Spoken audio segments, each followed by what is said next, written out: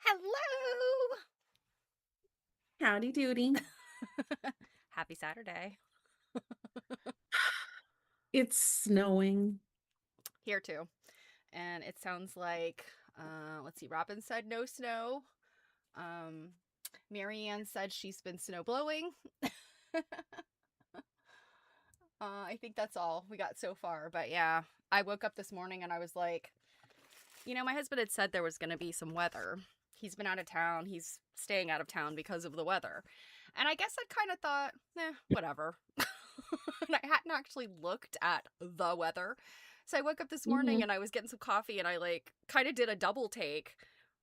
And I was like, kind of trying to look under the blinds because we have these blinds on our back door in our kitchen. And I was like, is that snow? Surely I'm wrong. And so I went over and I looked. I was like, oh my God, there's like 2 inches of snow.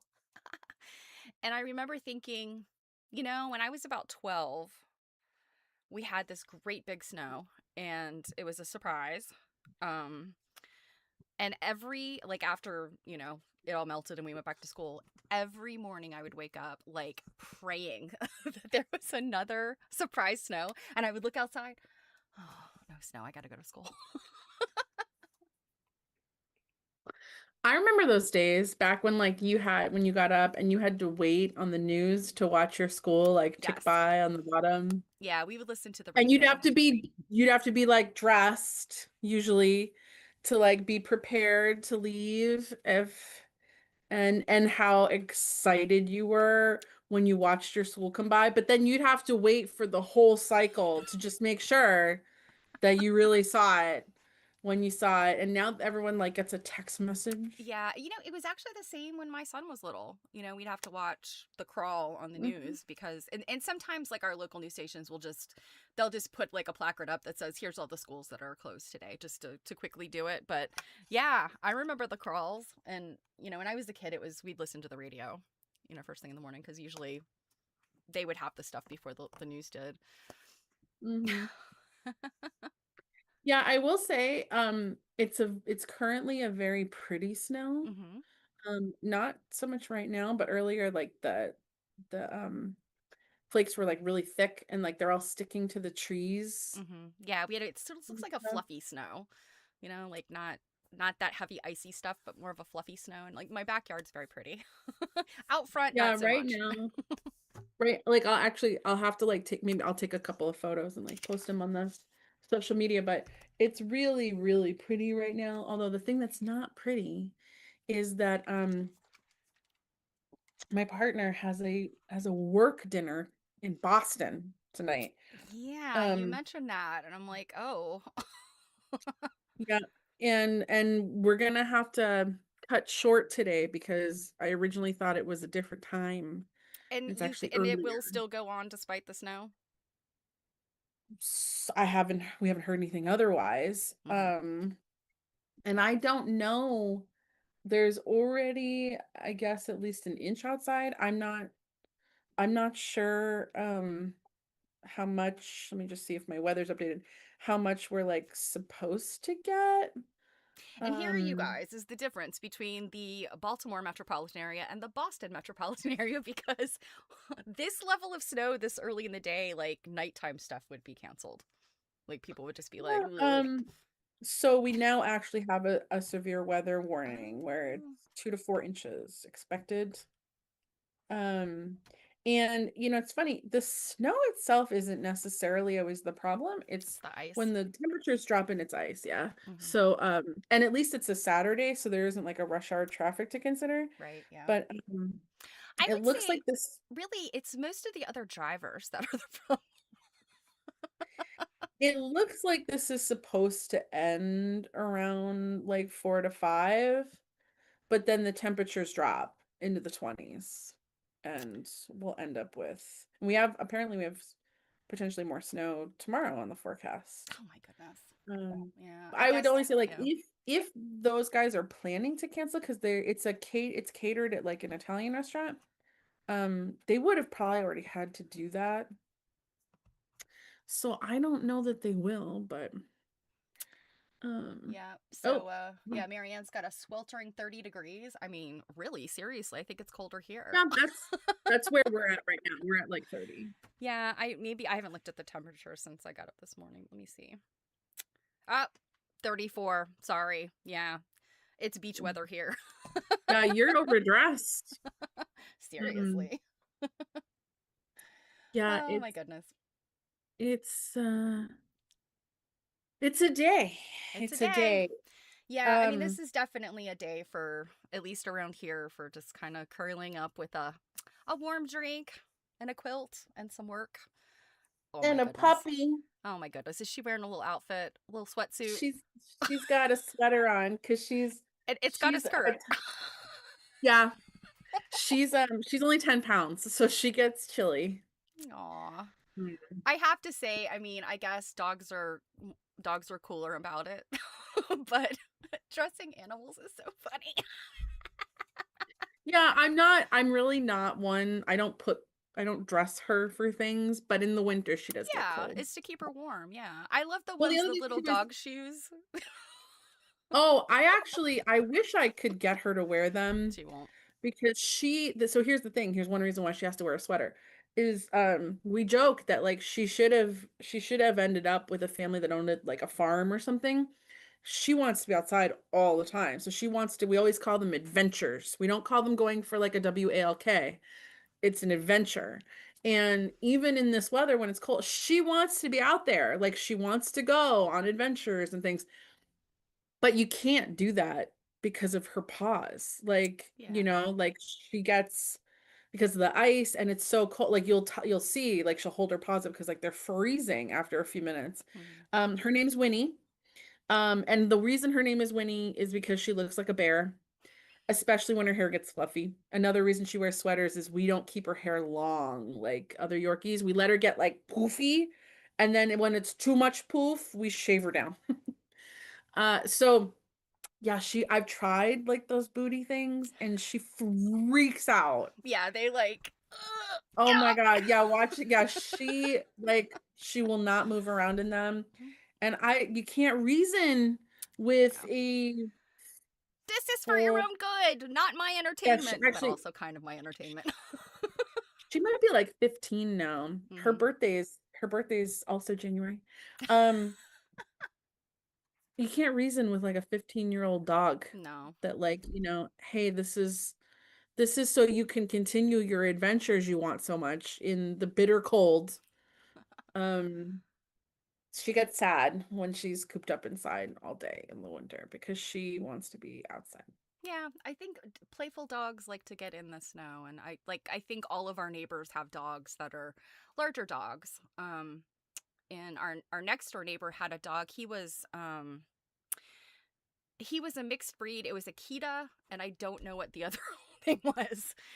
Might have been like German Shepherd or something. He was a very large dog and had this crazy fur. He was kind of a reddish color, like kind of a reddish brown.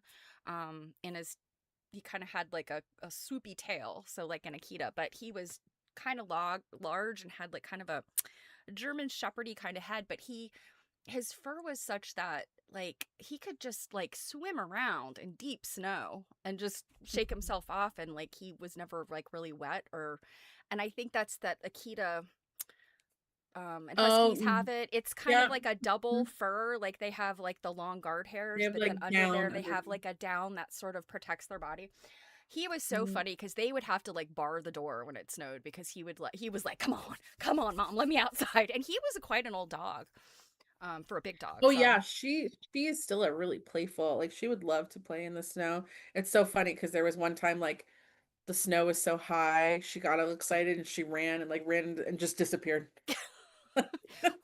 And then it's woo, like, boom. yeah, she's like piping. I'm like, oh my God, save me! Like, yeah, Robin that's said pretty she had an funny. English lab that loved being out in the snow. Yeah, I mean, it just seems like, I guess, I mean, small dogs, I feel like it could be scary for them, because they're little and they just don't have the, I don't know, whatever, the fortitude to handle temperature. But big dogs are like, yeah, let me at it. Yep. I yeah, it's just snow, It's also man. like being a kid. I Snow. mean, I remember when I was little, I think when I was about 5, we had this massive snowstorm that we were out of school for quite a while. And my parents lived on a cul-de-sac, and they would push all the snow to the end of the cul-de-sac. And my friends and often babysitters, they lived like right there on the corner. Like there was like 3 houses that kind of like bordered the cul-de-sac, and they lived in the one, and the snow would just end up in this mountain in front of their house. And so all the kids would come and like dig into it, make it into like a fort. And I just think Oh, like, oh my gosh, that is the kind of thing, that's where children die. Like they dig out a big snow pile and it collapses on them. It was crazy, but we had such a good time. So Robin has a Pomeranian now and a German Shepherd. Marianne has a German Shepherd. Yeah, yeah. Oh, so Robin's German Shepherd does not love snow, but Marianne's does. Well, that's the thing. Dogs are, they are kind of like people and pets in general. They have their preferences. that's true. That is true. Um, you know what? I just realized on my phone I have to send myself a couple photos. I thought since we had been talking about it in a previous stream, and Robin, I did see all of your comments on some stuff you left on the YouTube recently. I got busy and like couldn't respond, but we were talking about me going to update my booth in York, and I did take a few Oh photos. yeah, show us, show us. Because I haven't seen Yes, I just your latest iteration. I only saw the holiday one. yeah, so that's what I did is I went and took down the holiday stuff, and I had um put up non-holiday stuff, and I also had to set up a brand new booth, a case. So however long I think things like resets and setups take, Double it, um triple it. yeah, like however long I think it is, I'm an idiot and need to like quadruple that. I was there all day. I'm just trying to make sure I find the photos I want here. I also had just put some stuff on a reel on Instagram that we can look at too. Um, and then also however many items that I think is enough to bring with me. Who am I kidding? Like no, like it's not, no. So I feel like maybe whenever I'm like getting stuff ready to go, I need to like post to the hive mind and be like, do you guys think that 40 items is enough so that you guys can be like, no, you need like 75. Yeah. Um, I think because it's even always after good to err on having a lot and then pull things out I if you thought need I to. did. Well, and here's one of the reasons I thought I did is because I had a horrible December for selling. It was awful. Like you would think the store was closed for renovations awful. And it was really weird after having um I had like a really good September, October, November. Like Hmm. fantastic. So to go from like fantastic to like nothing was really bizarre. Like I it would have been one thing if it was just like, like a dip, but it was like nothing. And I wonder what Um that's about. I mean, I obviously, end of the year, people are concerned about their budgets and stuff, and obviously the holidays. And but I'm wondering, do people maybe shop, like if they're gonna shop antique stores and places that are kind of niche versus like a department store? Do you think they would do it earlier than later? I don't know because some vendors reported the exact opposite. Mm-hmm. where they had the best December they've ever had in their career. So That's wild. Yeah. yeah, it's so I also just have to show you this also, this really funny picture. Um, I I don't really know. And since I haven't had a full year yet, I've got nothing to compare. Um, so I I shared a link to the reel that you just posted it. I think you just posted it okay. like in the past hour, right? I okay. Yes. Okay, so that email was sent. Let me pull up. Do, do, do, do, So now do. you have a total of 3 spots in this I I antique shop. do. I do. Yeah, it's a lot. It's a lot. Okay. But also, I can't Mhm. remember how much you talked about this with just me independently, or we talked about it like in a previous maybe Stitch and Glitch, but I remember you were kind of like weighing the odds of, how successful you'd be if you, and so this is kind of an experiment, right? To add in this other Yeah, case to see how it yeah. performs against the case that's sort of farther back in the shop. I've got two others. So this case, the new one is on the first floor. Um, the other two are on the second floor. And I like the other two cases for various reasons. Where is my Zoom? Sorry, guys. My computer just updated to Windows 11, and I hate it. Yeah, I it's really a held little bit on. I different. held on to the very bitter end. Yeah, I it's a little bit despise different it. than 10. Yeah, so I keep like losing like my Zoom window and um okay, so I let have to me say while you're get looking, so the antique shop, I can't remember if we've described it before, but I have been there. And it's like a big barn. hmm And it's really cool because I think, like, a lot of times you go to those big antique places and it's like in an old, like an old department store or something. So you walk in and it's got really high ceilings and you kind of have like that big bank of the cases. And, there'll be like a checkout and you just kind of wander around and it's still department store-ish. But this place is a little bit more like rustic. And I mean, not to say like it isn't like nicely curated, but No, it's rustic. it's just I mean it's it's just a different, yeah. it's And it's, you kind of wander around up there and you kind of like there's sort of just this circular sort of the upper floors because it's like it's a barn, so it'd be like kind of a gallery kind of yeah, almost. And we can look at their Instagram page too. Okay, let me share my screen. Okay, that okay. Are we seeing my email? yes. Okay. Oh, disembodied legs. I have to show you that. It's not mine, it's someone else's. So this is stuff that's in my new case.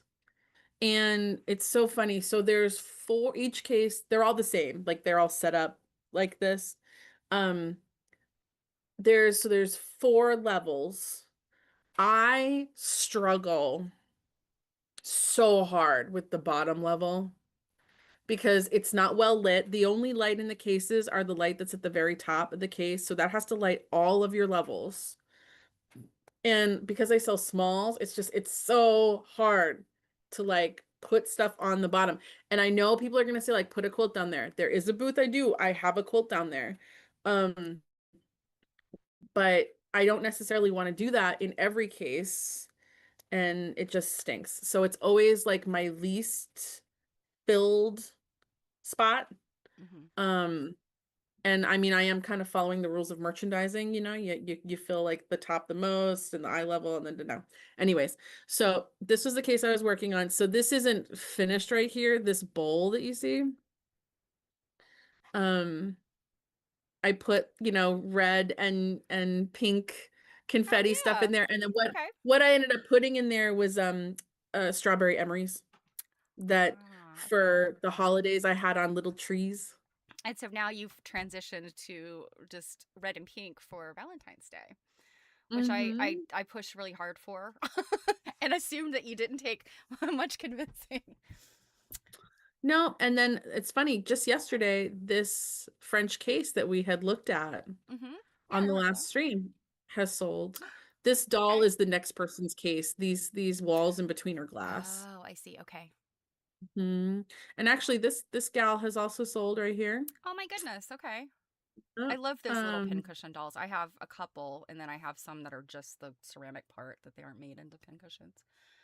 So So Janet's I had here. find And of course, Janet's got the best weather. Oh, Janet in Monterey. she's always she's always coming over to brag. So this We're piece glad right you're here, here.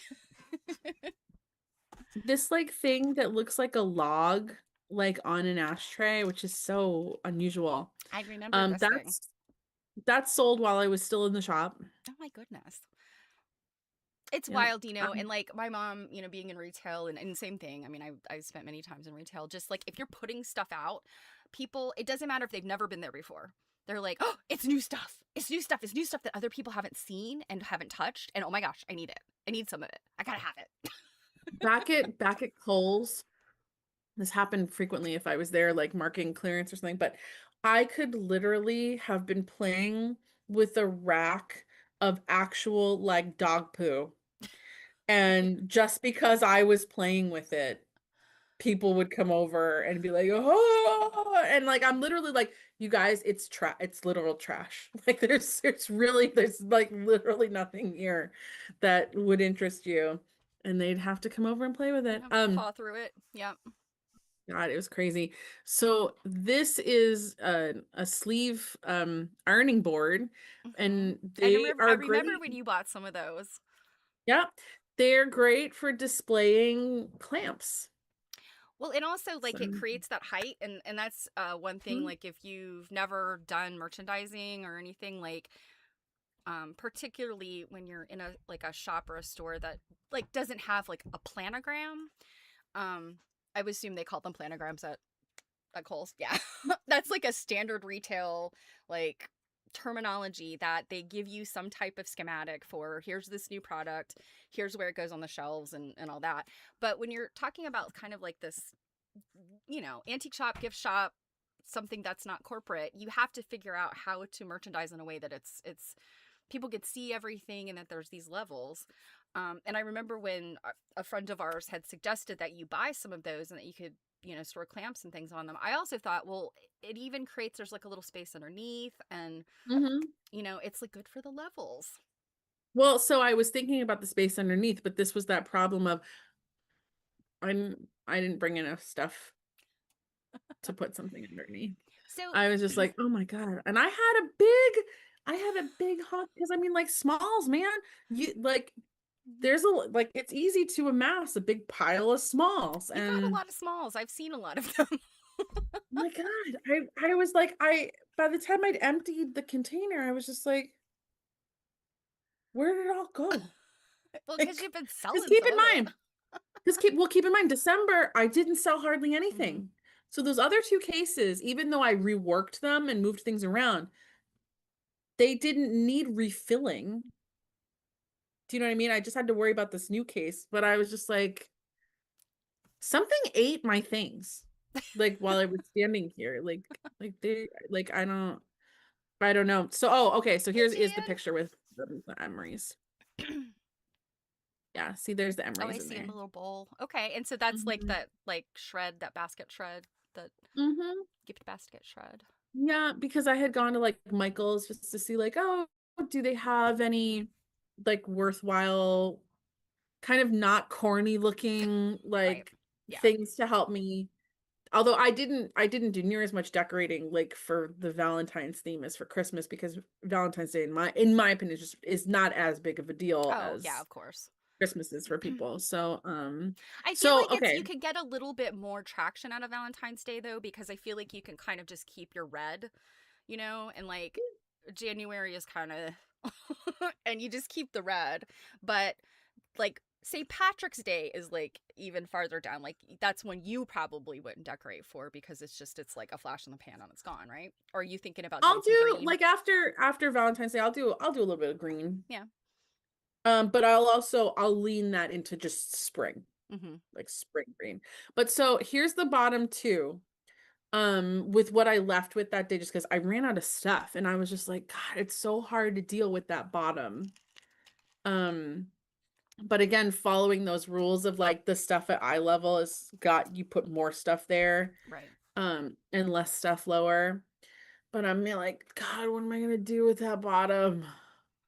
Yeah, I know it's a tough one. I mean, it's because the thing about cases is, I mean, obviously they're meant to be unlocked for people to shop, but it's also one of those things like it's one of, I guess when you go up to a case, you kind of want people to like just go up and say, like, oh, I want to see that thing, not Hmm. I need to rifle through a bunch of stuff, right? Like, you want Hmm. kind of want to keep the cases like, a little bit more discreet than, say, like a shelf or something that would be open for somebody to shop.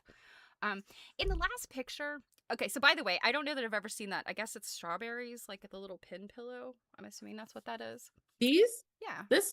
Mm-hmm. Yeah, you've never seen that. Love No. it. I love everything with strawberries. Can you go back to the other picture? I have a question about something. This one or another one? One before that. Okay, over there on the right hand side, I know what those are, right? They're like bodkins.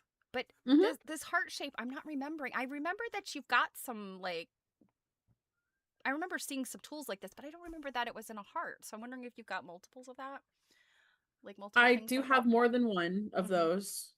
And both of them are heart shaped. Oh, okay. I'm just not And remembering these if I've this is seen a them. set of sterling bodkins. Um, yeah, I've got another one too in another case, and it's brown. Ah, okay.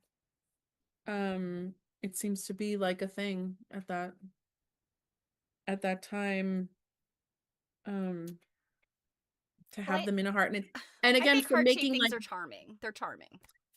and then to make different levels of things, this is standing up on like an easel type little thing. Um, and another thing that I got was for creating height. I have a bunch that are acrylic, they're just clear, Hmm.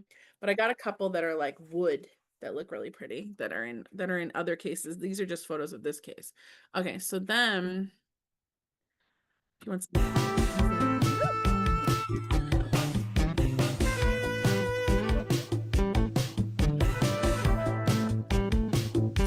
um okay, so I got this wood thing here that I put in. It's gonna show all three cases in this video. Um, Sometimes it's just really see that wood in the back. Uh huh. Um, and then I got that white cake stand, a bunch of blocks and stuff, a doll bed on the bottom. This is my original case. Is it little baby I had sewing moved, machine in there? yeah, I moved this to the top. That used to be on the second. So see, I've got, yeah, here's this wood cake stand with an acrylic thing on top of it. There's another heart. Yeah. I Very was there cute. all day. All You day. crack me up. I would be too. I know. I'd be like, oh, let's move this over here. Oh, let's put that there. Yeah, well, and I have to go multiple levels. And okay, so this is the antique shop. Ah, okay. I have to say, Um, I've never looked at their Instagram, even though I don't know. I don't think oh, I follow their Instagram. I should do that because. well, look, here's when I had posted for Christmas because I had done a collaborative post with them, but I'm just trying to find some more. Here you go. Here's where you were talking about. Yeah. Where so it's 4 floors. There's like a half floor where you come in that's like not the barn, and then you go upstairs, and then the barn itself is three floors. And I don't know that they have any pictures of the actual floor I have where to you can say, see I the mean, wood. it's one of those things like your standard antique store. It's a little tight up there, right? Here's I the mean, wood. Here's the wood floor, the original. This is what you're walking on. I know In the it's in the gorgeous. in the bottom level is this like Hmm. original, like beat up wood floor. And this little lady's a little creepy. Yeah, some Is she people like a have some. store mannequin? Like, what is she? I don't think I can. Yeah, I can't zoom in on that. I don't. Maybe Yeah, she's a piece maybe. of folk art or something. Ooh. I'm not sure. I In don't any even know if she's event, still there. they have lots of big fun things, interesting things like that. But one thing I did notice, at least, like on the next step up, I know there's one vendor that kind of has a. It looks like they have maybe several booths or like adjoining booths, and it's a lot of like I guess like Asian like Balinese and Yeah. Yeah, there is a type vendor there for type that. stuff and really cool textiles and things. Hmm. Yeah, here's a look from like the first set of stairs, like looking down in. So like one of my cases is one of these that stands alone out in the big aisle. And one of the reasons I wanted that case is because see this outside wall, I can hang stuff on that on both sides. And I Um, guess during, so like it was in October when we were up there, in Portland. They let you have like a quilt rack too out in the aisle, right? yeah, I That had a was. couple of quilt racks out in this aisle. Hmm. Yeah, just for that event. It was Yeah. very This it is was a very this is nice. a cool antique store, I have to say. Yeah. It is worth it's right off of 95 if you're up in Maine, exit 7. Yeah, and there's a couple of really good like places to eat around there too. So, oh my God. Speaking of that, I went into that gas station place you The told me place I told about. you about. That place is Right? bananas. You were kind of like when I told you about. You were like, yeah. There's this place I went to, and I was like, no, really, you got to check out the gas station sometime. They have like a whole pizza kitchen in there. They have like a little like a coffee bar They have kind of thing. there's a bakery and a Yeah, coffee place, yeah. and I was like, We and didn't then get into the I saw bakery, but the pizza we was had so good. we had some of the coffee that was really good. And then I was going through and looking at like it's a sub shop, and then there Hmm. is an actual place to like sit in there, Hmm. and I'm like, and all this like ready to go. I'm like, I I'm coming told you, and you didn't. here. You acted like you didn't believe me. Okay, to be fair, you just said, yeah, this gas station has some pretty good gas station pizza. Like, okay. Like you did not I didn't sell it well represent. enough. Okay, well. No, like not at all. But I was like, wow, that what a hidden gem because the outside of the building is just so unassuming. Hmm. And it looks pretty Like, small. We went there because I yeah, think I want to say, okay, so your antique store does not let customers use the bathroom there. So, we were, Mom and I were there for a little while and we ran into some other AQSG people that we had talked to. And then we're like, oh God, we got to go to the bathroom and we needed to get gas. So I was like, we pulled out and we were gonna, I guess, kind of maybe look for like a restaurant, but I was like, you know what, let's just pull in here and get gas. And then I see the sign that says pizza, and I was like, we're probably gonna have dinner. And at this point, it's kind of later in the afternoon, and I was like, we're probably gonna have dinner, pretty soon. So let's just get something small. So we literally like split one of those big pieces of pizza.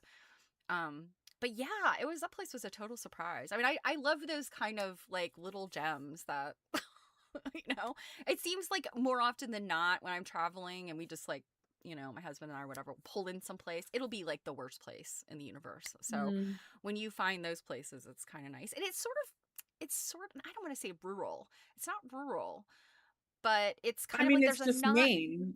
there's It's just not a Maine. whole lot of stuff there. And it seems like, because we accidentally passed it and I had to turn around, it looked like there was like kind of neighborhoods, like sort of, or like clusters of houses, sort of in the like, just kind of woodsy as you get past Hmm. it. So And anyway, right down the street from it too is Stonewall Kitchen. yes, I was gonna mention Stonewall Kitchen. We'd heard that was there.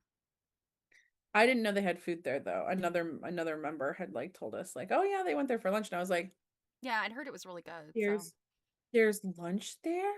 I've only ever like dealt with their food, like buying it in like the Stonewall Kitchen, like like in the grocery store. I'd never, although mhm. Kohl's sold Stonewall Kitchen for a minute, a long time ago. But um, yeah,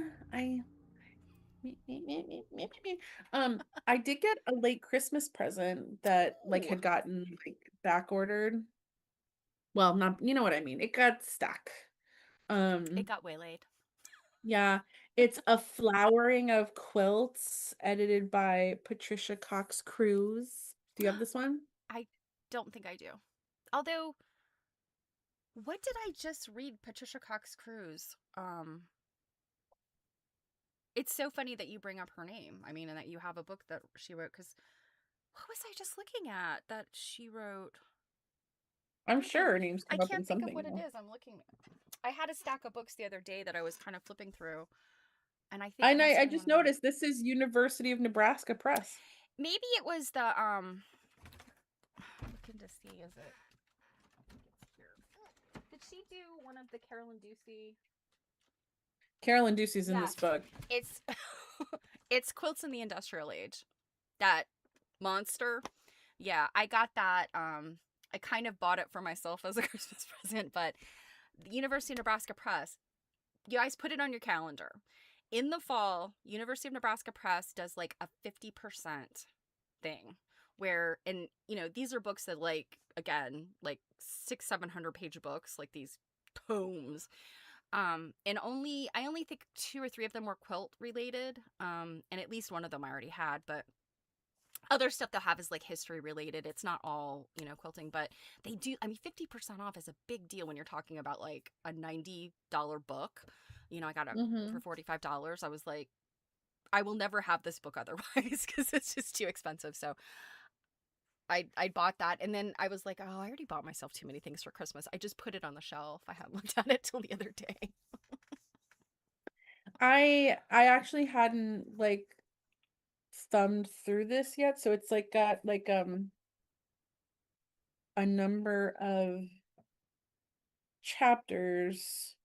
One of them is like Botany and the American Quilt, a catalog descriptions by Carolyn Ducey. It really just looks like just a menagerie of stuff, but like some really cool. So here's like a mariner's compass with tulips, 1850 to 70, probably Lancaster, Pennsylvania. And like just some really, really cool quilts I in love here. that. It's pretty thin. It's not Hmm. like an overly like this one's bananas too. This is a Wig Rose variation, probably Ohio, 1850 to 70. Like Oh it's wow, got that's like a neat really, too. yeah, it's got, I don't know if you'll be able to see it, but it's Hmm. got really crazy quilting on it. Oh, I can't really see the quilting, but Yeah. that's kind of an interesting setting because usually you see wig roses are kind of like the one I have is just like four big blocks. Mm. That's an interesting setting. I like that. Here's a I'll have to floral check this book out. I don't applique. think I knew about this book. Yeah, a floral applique, 1860 to 80. I've never seen one with such a prominent amount of orange like this. Hmm. Yeah. I I really like the yeah. border.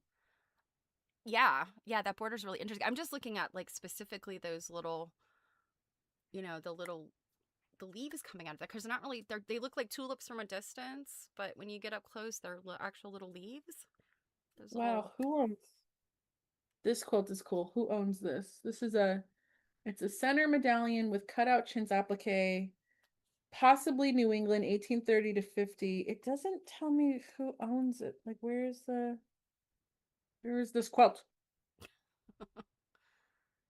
It's got an ascension number, so I'll have to look more closely, but this quilt is cool.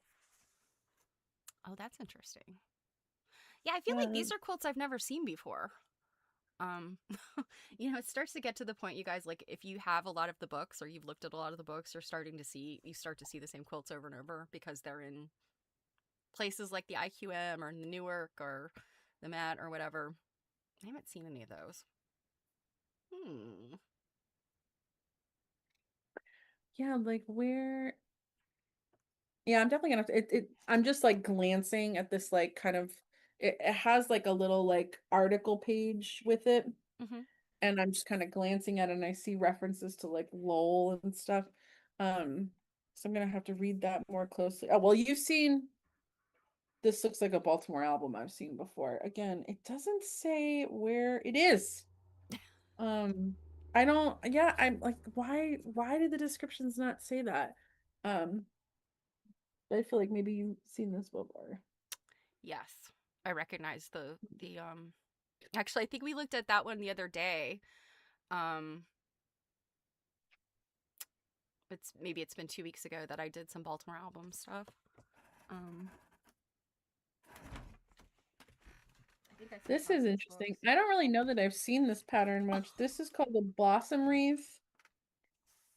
Unknown location, 1850 to 60. Hmm.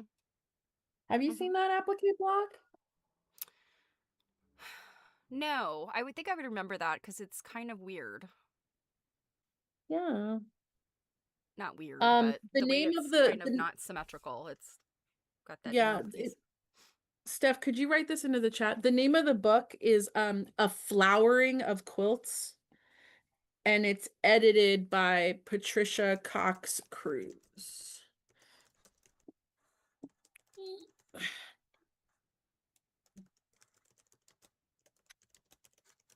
It's a nice little book.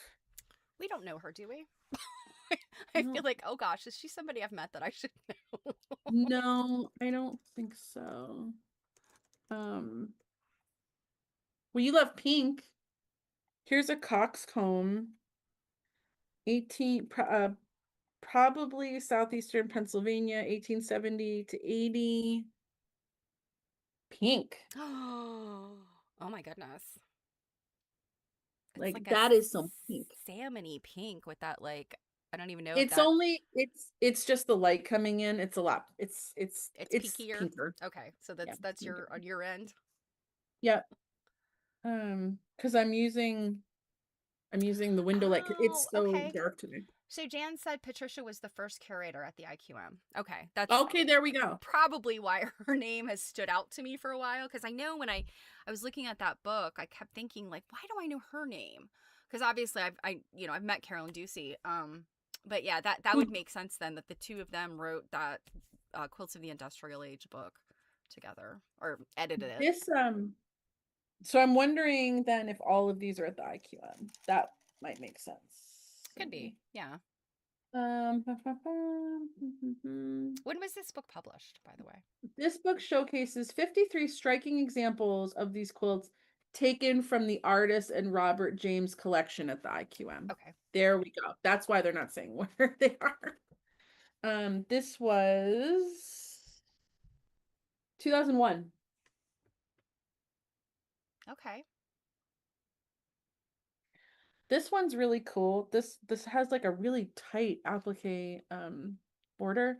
Pots of Flowers, 1850 to 70, possibly Indiana. But like look at the border. Can you scoot that in a little closer? Yeah. Oh my gosh, the density. And oh my gosh, the little vine is like, it's almost like they're curving back on themselves. The little, Isn't that crazy? And it yeah. goes like that all the way around. And you know what's interesting? I feel like the border I mean, it looks like maybe it's very different from the inner part of the quilt. I'm wondering if somebody added that later or if that was like part of the original design. I don't know. I don't know. It was cool. There's like just a really great menagerie. This is also very interesting. Another Pots of Flowers, possibly Ohio, 1860 to 80. Stuff I'm not to say that it doesn't exist somewhere. It's just I have not come across it. Oh, that's neat. Yeah, like I have not seen something like this Yeah, those before. are like Rose of Sharon's kind of like Roses of Sharon, Rose of Sharon's. It's not rows of standing Sharons. Like here's Sharon A and here's Sharon Q and here's Sharon P. Like, Roses of but that Sharon. is yeah, but that is a weird sentence, isn't it? Um, but yeah. Um, right, Marianne? How do you applique those skinny vines? Well, I could tell you how you applique really skinny vines that are not quite so like tight of a curve. They have to be cut on the bias. I can't imagine how those would not be cut on the bias unless they're like Mm. reverse applique or something, which, oh, that's a lot. Mhm. Um, but the way that you get those really, really skinny, well, any kind of undulating vine, to do it well, you need bias cut. Although I have seen quite a few quilts that have that take things in curves, like a thin curve, and will literally like do this like incremental little gathering, and it's on because it's on the straight of grain, which is insane, and they still get it to look good. It's wild, but typically you got to have a bias cut, and that's you iron it to kind of get it sort of in the shape. Mm. But the trick is, and this is a Baltimore Album Quilts trick. Here's your piece of paper. I'm gonna save this because it's a it's a I'm coupon. waiting with bated breath. Yeah, I'm tearing this piece of paper. Okay, so like you'd have your piece of bias cut, and you fold it in half, and then you lay it down, and like you would get a curve in it by ironing it, right? Hmm. And not that tight a curve, though. I don't know. I've seen anything that tight a curve. I'll have to try that someday. Is it possible to get that tight of a curve? Right? So you kind of iron it to get into the shape you want. And then you lay it down and you stitch as close as you need to stitch to the fold, right? And then you've got that stitch down, and then you come in, and I have a pair of duckbill scissors that one side of the scissor blade is curved, it's like this big curve, so that Hmm. it pulls the scissors away from the surface so that you're not cutting into the quilt, or your fabric. But you cut as close as you can to that stitch line, and then you fold that fold over again, and you can get really microscopic, like you can get really tiny in there if you do that technique. um it's not it's not difficult, it's fiddly, like I would say I did a few like bias type things, um I think it was for a class I took, and just trying it out, and I don't think those were as successful as the ones that like I've tried more since then. And the thinner your fabric, the finer you can get that little curve. But yeah, I've No, seen some where it's just like you think to yourself, how did they do that? Because it's like such a little sliver of fabric, but that's how they do it. And you can do it with straighter grain too, but to get that curve, it's that's nuts. No, no, no. No. to do it all the way around a quilt, like those tight circles, like that's pretty crazy. I mean, that's almost like I said, like that looked like it was curving back on itself, and then starting the next curve. Yeah, I have to get my hands on that book and look at it more closely. Yeah, you will. I'm so Hi, glad. Rita. Welcome, welcome. Hi, Rita. Um,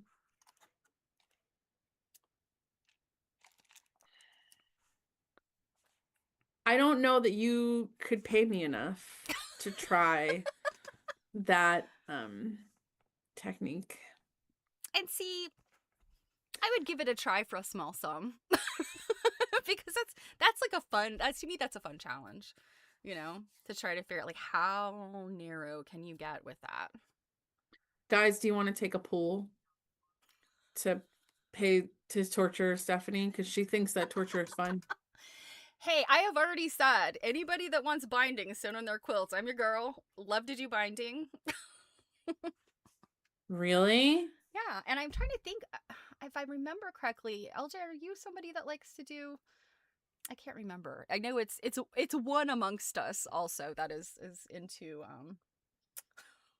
into doing binding, but I have really discovered that I like piecing. I am a piecing girl. And once things start to get big, like I don't even want to put the top together because it's a pain in the butt. I just want to piece blocks to my heart's content. And then like once things start to get big, I am so over it. I don't want to quilt it myself. I would try hand quilting a small project, but um I don't want to put the binding on. yeah, No. I'm an applique person. Love applique of all kinds. I'm trying to get better at piecing. I think I've come to the conclusion that, I mean, I don't take the time really. I mean, I think for a while there I was kind of getting pretty good at matching corners and all that. I just don't take the time on the machine. I hate to drag my machine out, Um, I like hand piecing, and I think I kind of want to like brush up on that and do more hand piecing. But yeah, I don't love quilting. I got to be honest. Like, and I know when I've said that to people, they look at me like, "But you make quilts." Well, yeah, I just don't like the quilting part of it. I haven't tried it to like it or not like it. I want to like applique. I have taken a couple of classes. I do want to get into just being able to have more hand stuff to do because there are times when I'm like, we've talked about this before with the whole hexies that I've been working on, is like that I want to sit somewhere very comfortable because sitting at your machine, I love it, but it's not comfortable. I'm not Hmm. cozy. You know what I mean? Sometimes you want to just like curl up and Yeah. be all cozy and still work on something. So, Hmm. I was sewing this morning. I had a cat come over and get like right up beside me. It was great.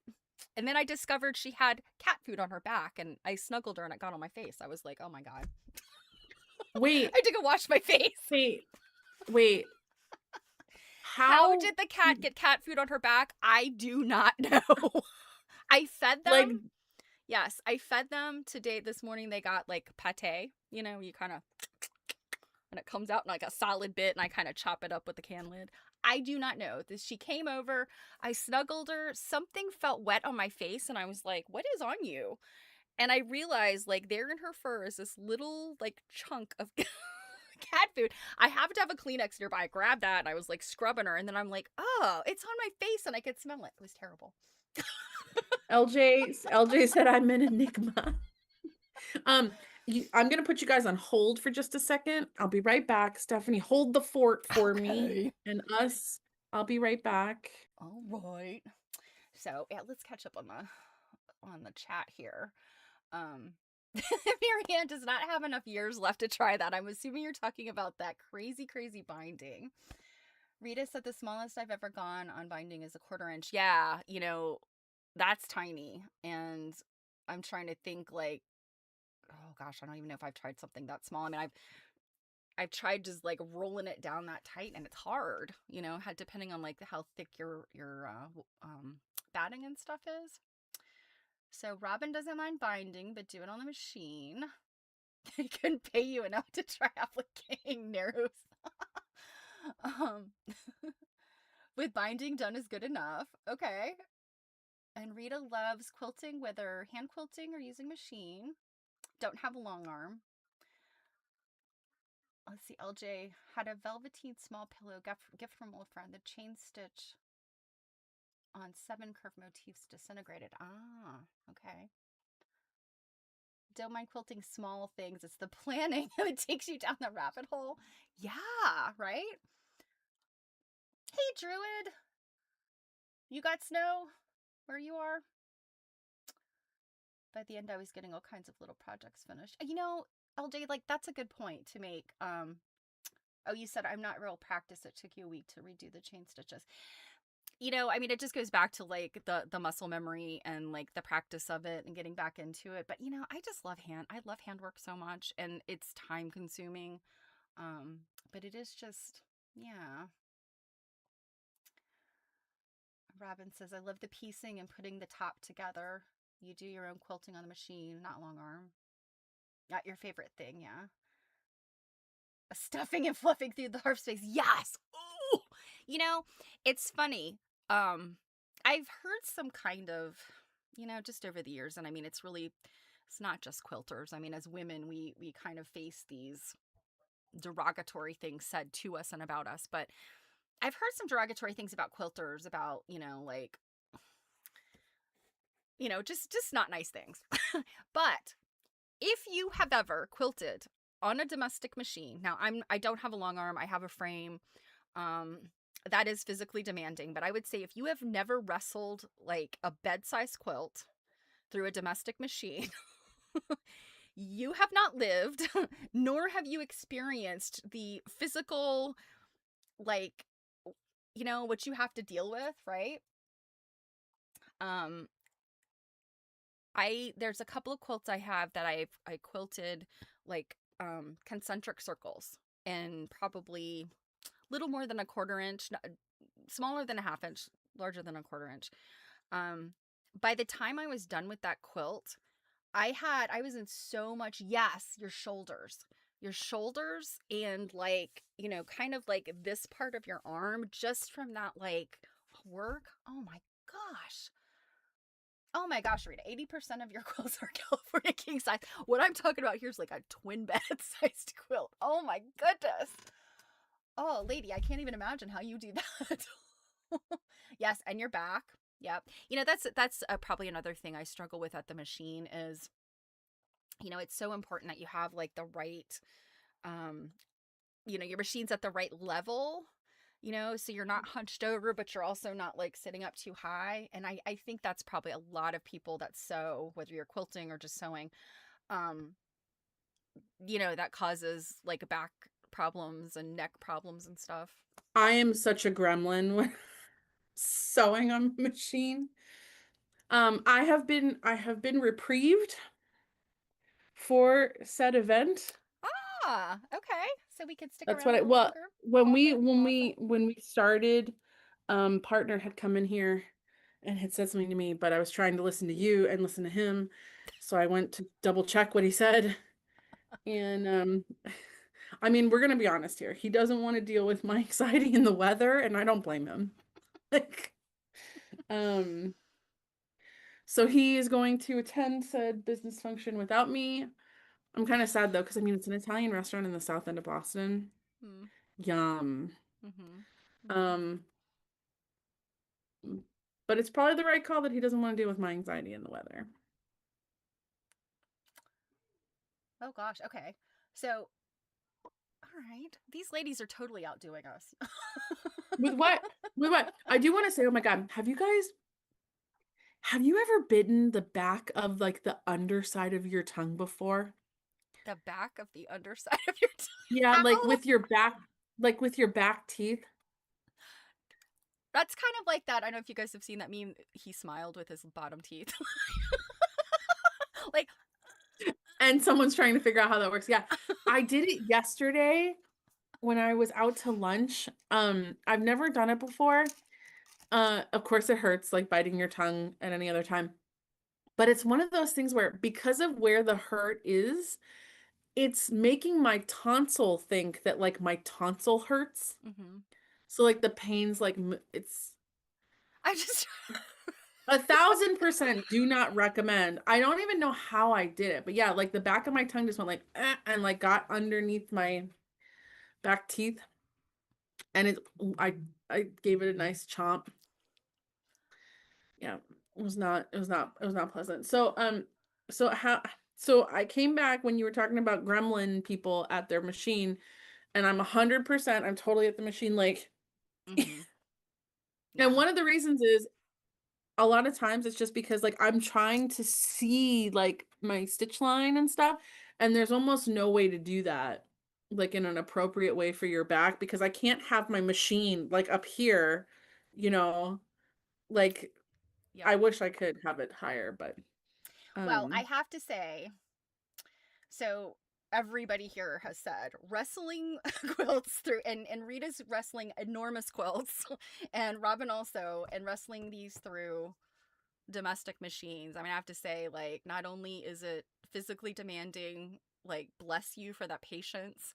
Um, and I think that if people actually saw us doing the work of quilting, particularly on domestic machines, because I feel like everything you see online a lot of times is long arms. Because people are so fascinated mhm. by this machine that does quilts, but it's like, how about the machine than the quilter?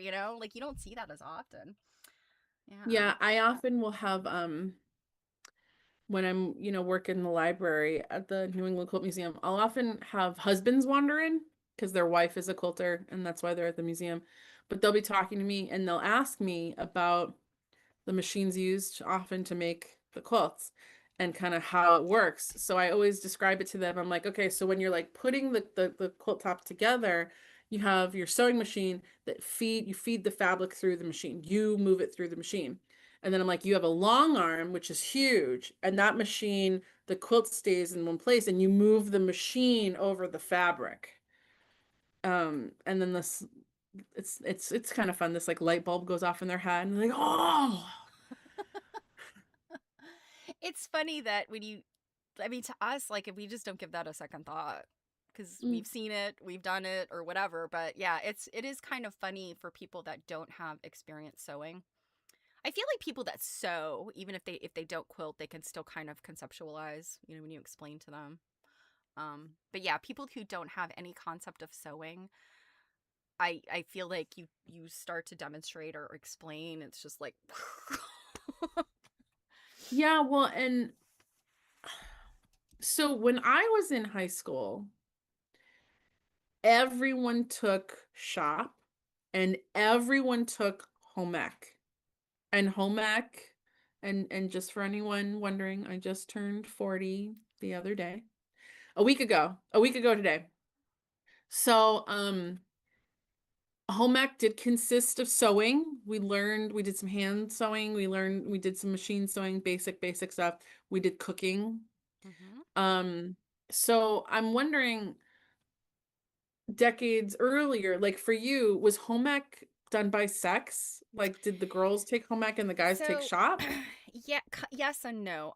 When I was in, so I only took home ec in middle school. My home ec Oh, teacher see, we hated didn't me. have that in middle. Well, we had shop in middle school, but not home ec. Yeah, we had, so what it was, you had like this, I don't remember what they called it. So you had these electives, and the electives were, and this is, so we started Mm-hmm. changing teachers, changing classes at seventh grade, Mm-hmm. and Oh, we we could started in take, fifth. you know, fifth and sixth, we only did, I was in a class that did like a swap. Like we would be with one teacher for like language arts and all that kind of stuff, and then we would flip to another teacher for science and math. Um, I did that in sixth grade. Fifth grade was just a single teacher. But in any event, seventh grade, you had to decide on like, you had to take these two electives. And a lot of the boys did shop and art. I Hmm. did art and home ec. There were a few boys that did home ec and art. I do remember there being like maybe two or three boys in my home ec class. Um, and they were there either because they'd been forced to be there or they were Mm-hmm. scared of power tools, I think was generally what it came down to. And then they ended up having to use a sewing machine. So, Hmm. Robin said that hers were single sex. mm. Yeah. Um And I think s- that's like what, like my mom's experience was. mhm. I think probably my age bracket, I'm Gen X. You know, let's see, seventh grade would have been 1985, 84, 85. Yeah, I mean, I think they were just starting to kind of integrate boys into some of this. But it was, I think it was also, I mean, it was, nothing was forced. It was all very like your decision, and not very many boys. In high school, I cannot imagine there being any boys in home ec. Because once you get to high school, at least back then, I mean, I do they even have home ec in any kind of schools anymore? Um, I if don't think so. if you were doing home ec in high school, you were looking to be like working for home extension, you know, in your future, or I mean, I guess being like a, you know, a stay-at-home mom, or um, how to run a home, I guess. Was kind of what some of the girls were looking for, and I cannot in my mind picture any boys that were part of that. Now we were a vocational school, so we had like we had auto mechanics, and we had cosmetology at my school, and then there was like one of the other schools, and they would do these kind of flip-flops. One of the other schools had like masonry and firefighting. I lived in a rural area, so we Mm-hmm. had we had some kind of redneck crafting going on. But yeah, so we had those kinds, and those were very gender segregated. Um, Hmm. I don't remember any boys in cosmetology, any girls in auto shop, any of that. Like when we got to high school, it was like I a hard division. Yeah, it's funny. I did tour the vocational school. Like after middle school, we had just our town, high school. But we have a vocational school like in the next town. So you did get the option if you wanted to tour the vocational school, and I did because why not? Um, I didn't go for that. Only like a couple of kids did, I think. But I remember those home ec and shop classes like really well.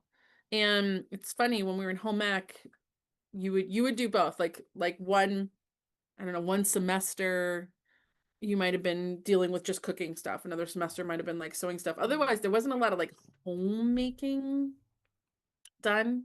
It was just, I guess, more life skills. Yeah. And I do remember on the sewing side, there was a classmate, AJ. At one point, she gave us a list of projects we could work on. You had to do like a final project, and she was like, "Here's a whole list of stuff." He decided to take on making his own pair of jeans. Wow. Um, and he did that. I did this little plush stuffed animal thing. It was like a kit Hmm. that my mom had to finish for me at the very last minute because I was getting too stuck on like how to handle it. I might still have it somewhere. And then like on the side of cooking, you worked in partners and they purposely paired a a guy and a girl together. Hmm. And you were taught how to wash dishes, Yep, we how to learned that. appropriately wash dishes, and then to cook things. And one time she told us, she's like, next week we're gonna learn how to make muffins. And I remember me and my partner were like, can we make strawberry muffins? And she was like, I don't know. I've never done that. It was like blueberry, or Yeah. like, and she was like, I've never done that. She's like, well, when I go shopping, I'll see like if I can fit it into the budget. That would be really cool. And she was so excited to try our strawberry muff. They were really good. Um, but yeah, it Yeah. was not weird at all. It was just what everyone did. Like no one was weird about it. Yeah, Um, we certainly, again, middle school, we certainly had, there's the semester of sewing and then the semester of, and I don't even know that they were full semester. I really can't remember, but yeah, I do remember learning to hand wash dishes. And I was like, ugh, my mom has a dishwasher. I was really not a privileged kid, but in this realm, for some reason, I was a real asshole. Um, and we made chocolate chip cookies. I know was I think one, and we made pull apart bread, like monkey bread. we did Um, that. that must be We like I the number of people I've met that are like, yes, made that in home ec. I'm like, was that like a universal? Like the kids are gonna make cinnamon pull apart bread or something? I mean, I think it often had a lot to do with just how much the ingredients cost. There was one Yeah. time, because our home ec teacher, she would always ask us what we were interested in making, and then she's the one that budgeted everything and went out and shop. So there was one day we made breakfast, like eggs and bacon and toast, just like Yeah. um I don't remember too many more dishes than that, but I know there were some.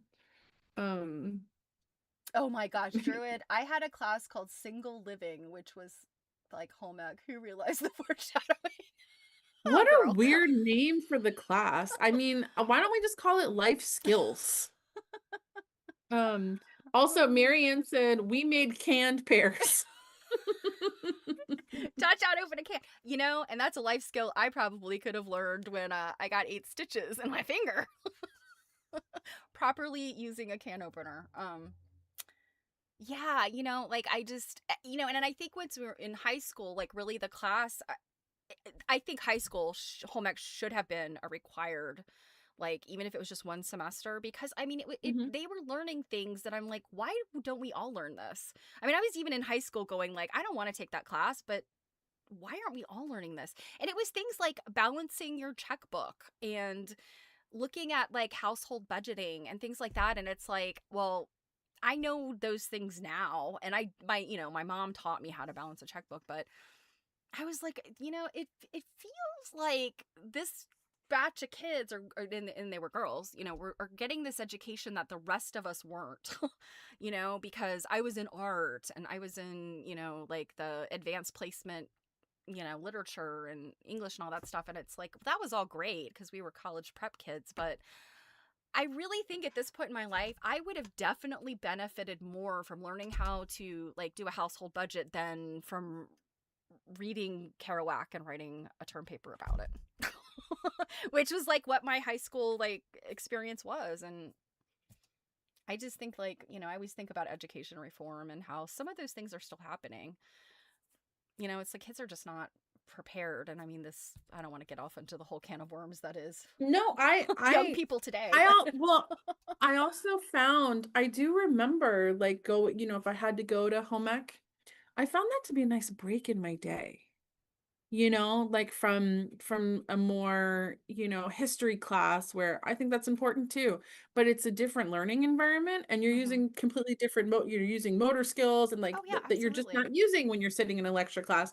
So, I think that like having that and like an art class, like things that do Mhm. different things like they're great for the brain and the health overall. Like Yeah, I'm absolutely. And I thought of art class that way. I loved art mm, class, and it was a lot of times, I mean, we were given, particularly the art teacher, well, I guess how really all of my art teachers over, my entire life were, very like they had the units that they had to do. Like, we have to look at clay this week, mhm, we have to make a clay thing. But mhm. there was a lot of like, a lot of freedom there. But the reason I think I would have liked home ec more, and not that I would have considered it necessarily in high school, but I think I would have liked it more if my home ec teacher was a nice person, and she was not. And I don't know if it was because she didn't want to be teaching home ec or she didn't like kids. I don't know. I mean, I was certainly not like a troublemaker or disruptive or anything, but I definitely had an attitude About your because dishwasher at home.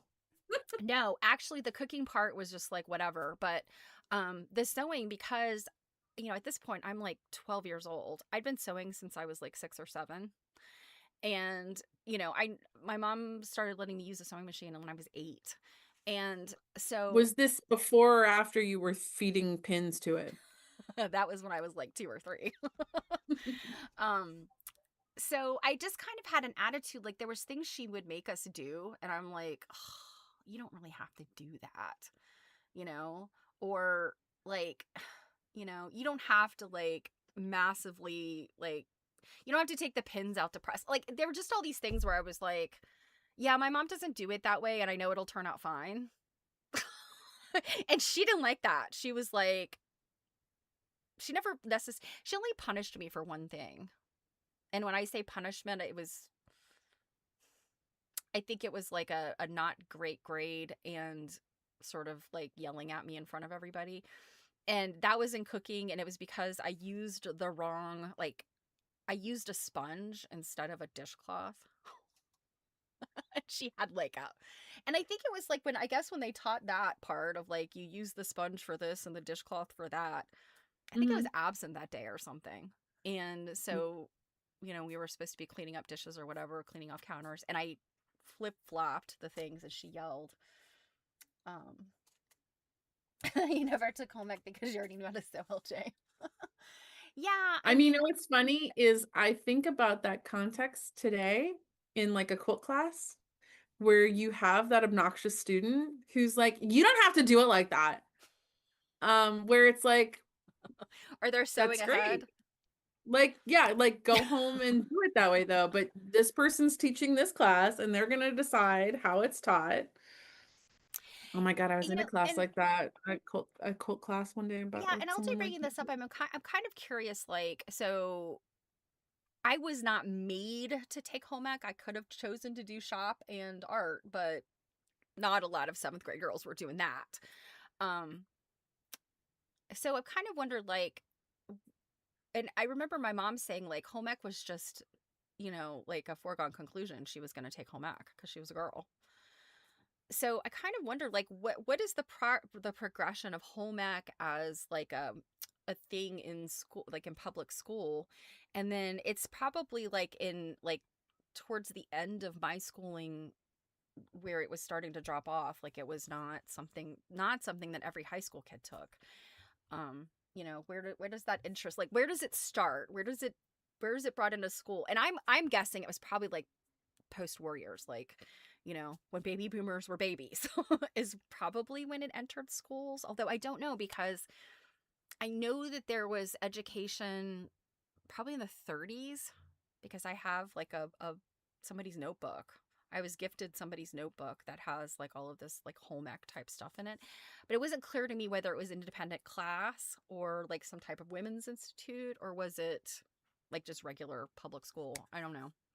I'm kind of curious about Hmm. that, like the history of home ec. Yeah, I'm sure it's out there. I'm sure you Yeah, can I'm find sure it it up. is. I mean, Because it has to be that I progression from women's institutes into, when it's recognized as like public school kids need this.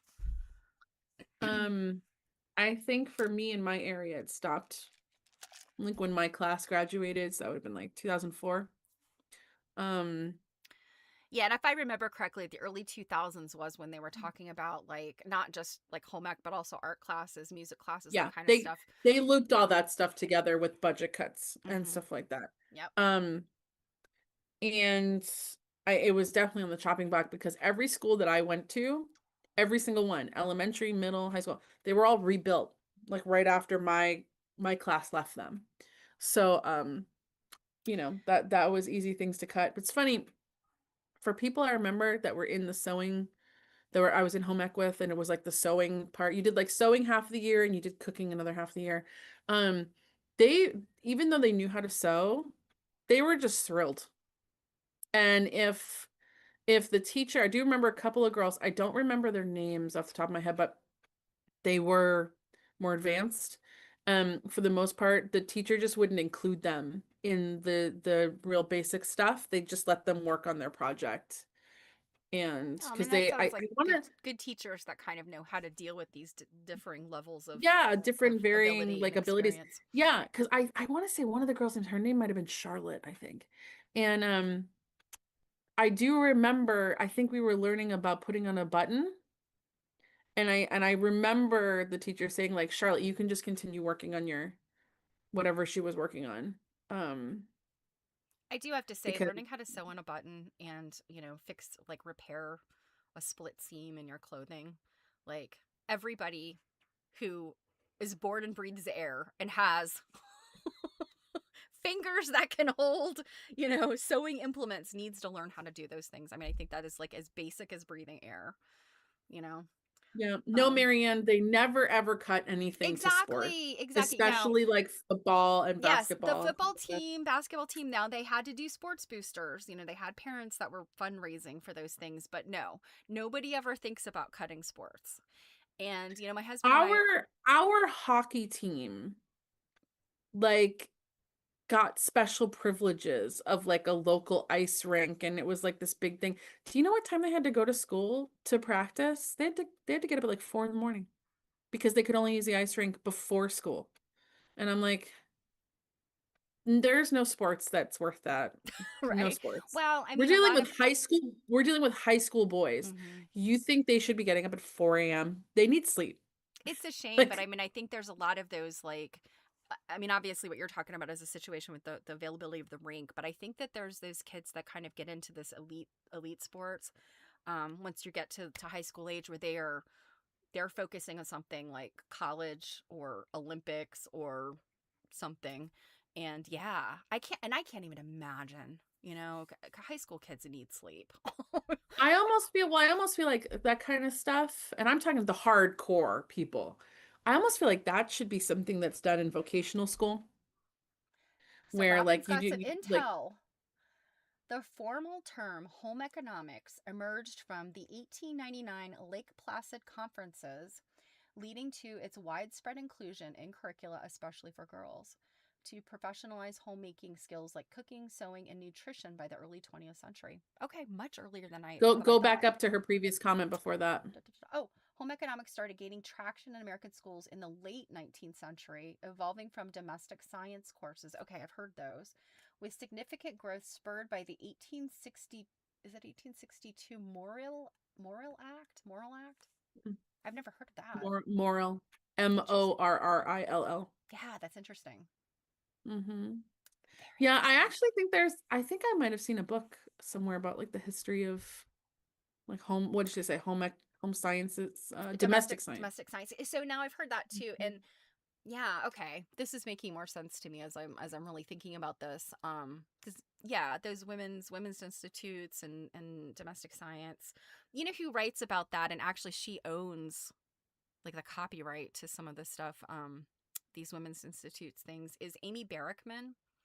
Mhm. And if you guys are familiar with her, gosh, what was her Oh, I'm blanking on what her company was called. She's been in like the sewing and craft industry for decades. Um, I've met her a couple times. She's very nice. Um, I can't think of what her company was named, but I think now if you just look for her, it's you just find her under Amy Berkman. But she oh no, Druid says my volume is low. Is everybody else? It's not sounding low to me. I listened when I saw that. I was Yeah. wondering, but you have had a couple of blips that I've Yeah. seen. Okay. It could be that's my internet. But Yeah. anyway, so I want to say it was in the 2000s, maybe late 2000s. She bought the rights or she acquired the rights to it's Mary Pickens. I can't remember if Pickens is her last name or Pickens is like like a middle name, but she was a woman who ran this women's institute in I think it was Pennsylvania. And like she did correspondence courses and stuff. And so I know Amy Berkman has the rights to all that stuff. It was probably in the public domain, but she got like all of those materials and has made some books out of them, which are kind of cool. So Yeah. everybody's saying that compared to me, you're low. Have you accidentally touched something? No, let me see if I can. I'll bump up my. You guys, are you sure she didn't just trail off into oblivion while thinking about No, I don't know. It's funny. This mic is. It's probably getting close to needing a new one. Um, they don't last forever.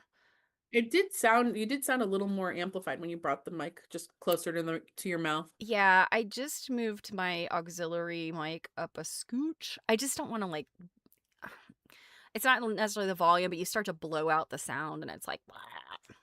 So, yeah, I remember LJ. Yeah, my on my Twitch also. And the thing is like it comes and goes and I literally will do nothing. Like I change nothing. Mm. Especially You sound fine to me, yeah, like via coming through the Zoom. and I don't know if it's one of those things where it's like like the I don't know, like what's being processed from my computer into the Zoom into the YouTube may be processing a little differently than your audio and it I don't know. Well, it sounds better now, Okay. apparently. Well, that's good. Mm-hmm. Oh, Janet's got see an NYS Cornell Cooperative was a great resource for all types of things home ec. Okay. Hmm. Hmm.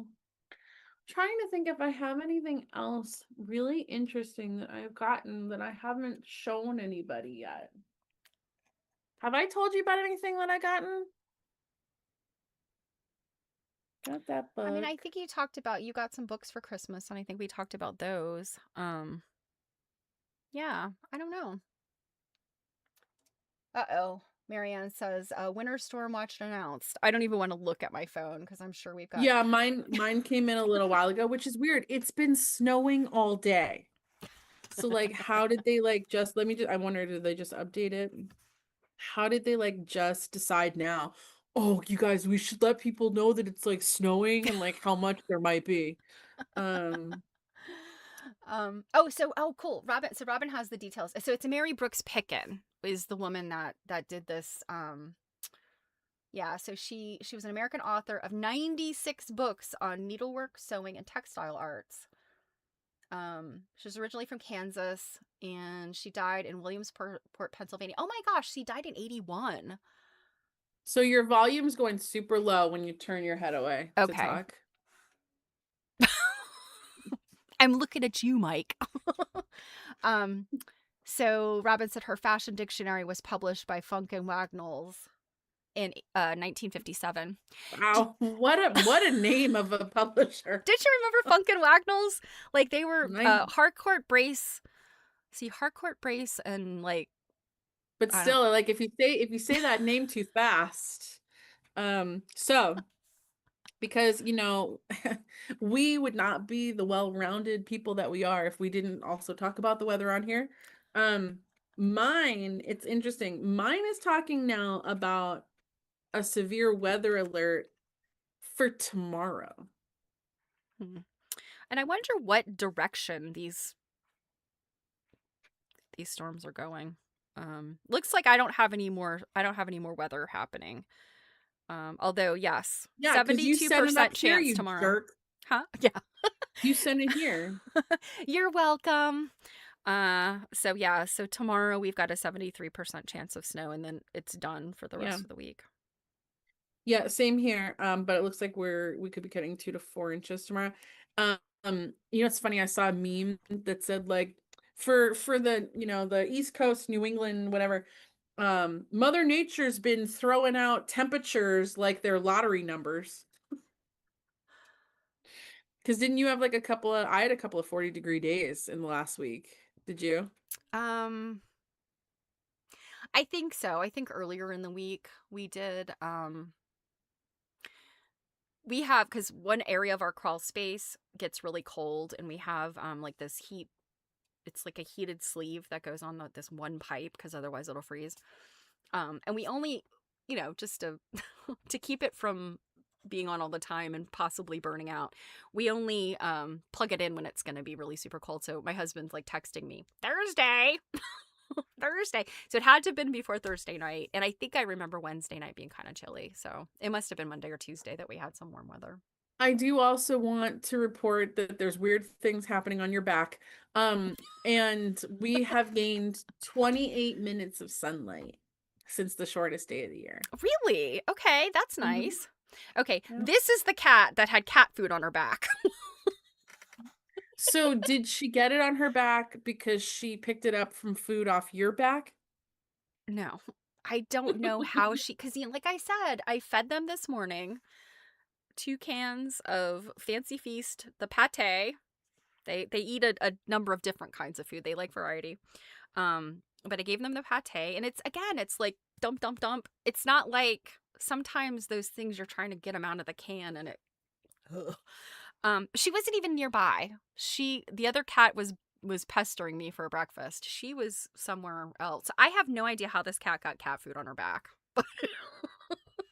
But it was there, and I snuggled her, and it got on my face, and I had to wash my face. I know. It's the worst thing about cats, litter boxes and cat food. Otherwise, they're wonderful Mm. animals. Um, I watched a new show Oh, with with my man's. He suggested it. It was interesting. Um, it's on Apple TV. It's called Pluribus, and it's about like an alien civilization taking over Earth, but they also take over the humans, except for like 12 of them that they like somehow it didn't work on them. And this race of aliens are always happy. okay. So what, they've possessed people? Is that what you're saying? They're like, N- like like a host, you know dear husband loves that show. um so it's like a host parasite kind of scenario. okay. They maintain their human form, Hmm. um but what changes is mostly like their behavior, and like they're happy all the time, and like they can't lie, and they want to please like these 12 humans that haven't been able to change and things like Okay. that. So it's like it's weird because it's classified as like a drama comedy. Um it's very interesting. And so like we finished the first season, it has been renewed for a second one already. Um if you have Apple TV, I don't have Apple TV. It kind of bums me we out because, got it because of one of those bundles, when you yeah, sign up for like a T-Mobile or whatever and they give you a bundle. Um yeah, I that sounds a little bit like a part of the Borg. um, yeah, What Speaking of that, perfect. Oh LJ, my we are gosh. also rewatching like Star Trek Next Generation because like that's a comfort show. There was a show that came out a few years. It was a few years, I think, before the pandemic, but it was Tony Shalhoub and Mary Catherine. I can't remember her last name. And it was kind of the same thing. Like this asteroid came. They have this giant space rock, but it had like these kind of ants in it, and they came out and they had this space rock at the Smithsonian. So it's all this is happening in DC, and like all the ants come out and they all go up into the cherry trees. And so when the cherry blossoms are, in bloom, and all these people are bringing like little fronds and branches of cherry blossoms in, these like ant things, or and they crawl into people's ears, and then they turn them into like their Okay, behavior gets weird. I wasn't It like sounds like the same. frightening you. Oh, this isn't. Like, It's not scary. It's funny. It's actually a comedy. The show is a comedy. Um, but it sounds like very similar to what you're talking about. Oh, Clash of the um, Titans. Are you talking about the original one? Did they do a remake of Clash of the Titans? I can't remember. I remember seeing that one, like the original when it came out. I remember I was probably old enough to like it wasn't scary. It was just the special effects, like oh. And now you well, look so at them and that's they're the pretty thing. funny. When he's like, you want to watch this show, and I'm like, when he's telling me the premise, I'm just like, I don't, I don't know that I'm gonna like that. So, because like, I have watched like like zombie movies, World War Z or 28 Days Later or stuff like that, and I'm not gonna lie, I watch those movies and I can't sleep for a week. Um, they really, because that's what I was thinking. Is like, oh my God, is this gonna be like zombie type stuff or something? And it's interesting. Some of it's funny. Um, I did want to know what happened next. There's a couple of scenes that are kind of and yucky. Um, yeah, Okay. The one I'm talking about is called Brain Dead, and it was it's pretty funny because like I mean government dysfunction, the things that were happening, you're like this is kind of similar, like the way these people are behaving is like very much like actual politicians. So I'm like, is this show just trying to acclimate us to the fact that all of our politicians are, have had their brains taken? But yeah, it says the AI overview of it says the show you're looking for with Tony Shalhoub about politicians and aliens is likely Brain Dead, a 2016 CBS series where alien insects invade Washington, D.C., eating the brains of politicians and causing extreme partisan gridlock. It is a satirical political drama sci-fi comedy that blends government dysfunction with extraterrestrial chaos. And my husband and I watched it. Like we actually watched it twice, I think. It was pretty funny. I guess there was only one season of it. Probably because like the politicians went, "Shut that down." yeah, we don't want them to know the We can't have truth. the people thinking that's real. Oh, um, Janet said we binged Stranger Things so we could talk to her granddaughter of long 2 weeks. I okay, I'm because it's my generation. I love Stranger Things. I like Stranger Things too. The guys, the brothers that made it are like my age, and I have not seen this last, you know, iteration, this last season at all. I think you're gonna be disappointed. It Mm. it was very underwhelming. I'll be honest. I thought the last season was the last season. Didn't they say Oh, that? Like, maybe no. I'm wrong. I could have sworn they said like this last season was the last season, but They wanted to end it, like they did not. I think they didn't intend it on being more than like 2 seasons, mm, but it was just such a blockbuster. But yeah. you know How are what's you funny gonna is say no to millions of dollars, right? I've watched some opinions about what happened with the writing in season 5. I just bit that part of my tongue again. Because of course, like now it's like inflamed. Um, so one of the prevailing opinions is that one of the major things that happened supposedly, I haven't corroborated anything, but is that one of the Duffer brothers got divorced. And so they're surmising that like the wife had a lot more of a hand in the writing than she ever got credit Ah, so for. she's away now because they got divorced and like so the writing falls apart a And little bit. now, yeah, that husband is maybe more standing on his own. And Gotcha. it's funny, like it starts out with like how long have women writers not been credited Hmm. in Mm-hmm. projects they're working on? For sure. Yeah. It's like that's an interesting take on that. Maybe, and I don't know, maybe at some point he'll actually say, like, yeah, she had a lot more hand in this. Hmm. Maybe. So Janet said saw a lot of our housewares on the sets. Yes. You know, and I love watching those period pieces because it's like, oh, I have that. We had that. Like growing Mhm. up. It's funny, there was like a show at The Americans, with Carrie, oh gosh, what is her last name? Felicity. The girl that played Felicity? Yeah, shoot, what's her name? Oh, I Carrie don't remember her Carrie last name. Russell. Yeah, so Yep. The There you go. Americans was with Carrie Russell and Matthew. I think it's Matthew Rice. He's got like a hyphenated last name, but they're both very good actors. And it was about Russian operatives living in the U.S. as American citizens. Um, Really fascinating. And I mean, I don't know how much of it was like completely fake. But gosh, where was I going with this? Oh, there would be scenes where they would spend a lot of time in a house or in, you know, some area, and you could really pick out the stuff in the background. And it's one that is so funny is there's a lamp and these owl statuettes that my grandmother had, and I have them now. I think Rob has the lamp in his office.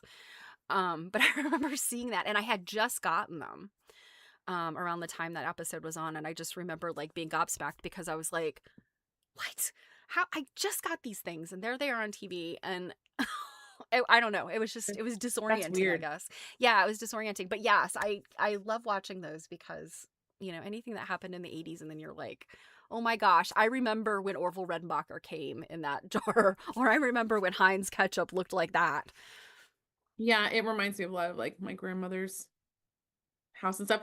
I'll be right back. I just remembered that a friend of ours yesterday that I saw made some cake that she sent me home with, and I'm totally gonna have a piece of cake. I'll be right back. Oh, I want some cake. Oh my gosh. Oh, um, let's see. I know somebody mentioned Firefly. I know that Firefly was one of those that it's very controversial that they ended it. It is not something I've ever seen. Um right. Gotta share the cake, Jill. Um so yeah, I've never seen that. But I always keep thinking like, should I see it? I'll probably be mad that it was ended.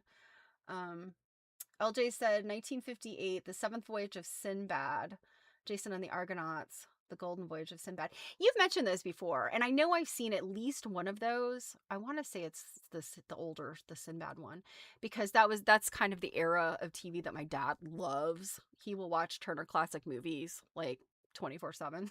So anything that comes on there, um, yeah, yeah. I think I missed some of these. Sorry, I missed some of these comments. Yeah. Oh, let's see. LJ is mentioning okay, Clash of the Titans. You were talking about the one from 81. Um yeah, that was such a while. Like I just remember I think my parents went to see it at the theater and I may have gone with them. I remember seeing it pretty young. And I don't know, it was just one of those things where it was like it wasn't really scary per se. It was just kind of like boo hiss. That looks delicious. I don't have cake. Well, you know, it's funny. I will say there are 4 pieces of cake on this plate. I do not plan on eating all 4 of them, but So you're just gonna I was dig not gonna into it. I was not gonna take the time to like get a new plate and You get your spit but all over whether you eat them or not, and then your significant other is a little less likely to eat them. well, and also like if you're all like, "Well, I want cake." It wasn't your birthday. Okay, so Firefly is a western in space. Okay. And I'm trying to remember is oh gosh, why can't I think of his name now? The guy who's in Castle.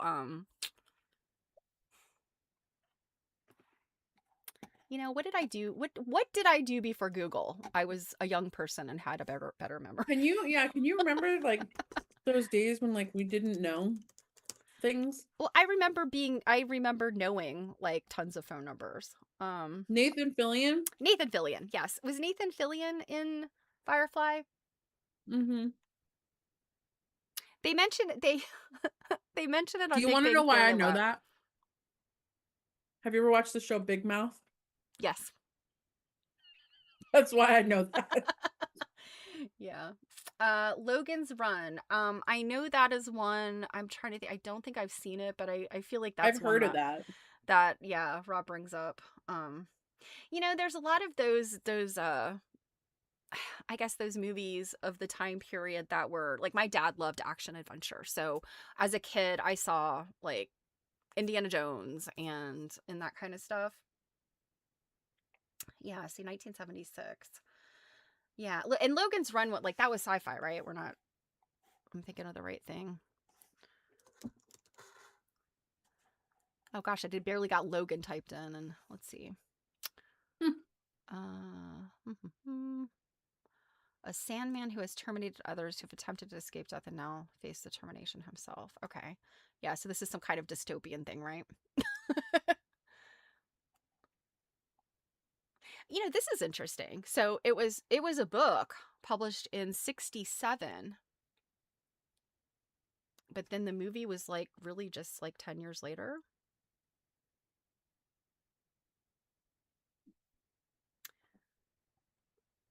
Very interesting. I'm very much enjoying this cake, by the way. In case you wanted to know cake. A number of us wanted cake, so you're not just hurting my feelings by eating cake. I didn't even have any cake. Like somebody who goes by the nickname Cake, should I not always have cake? Like always. There should always be cake in my household, and there isn't. There So isn't then always you're cake. the one that's disappointing people because you're not living up to your life expectations here. I'd have some little Debbie's. I mean, that's probably about as close as I can get to cake. And don't wrinkle your nose at a Star Crunch. Star Crunch are delicious. But don't call them cake. No, they're not cake, but that's the Um, closest I can get. Or some vanilla wafers, right?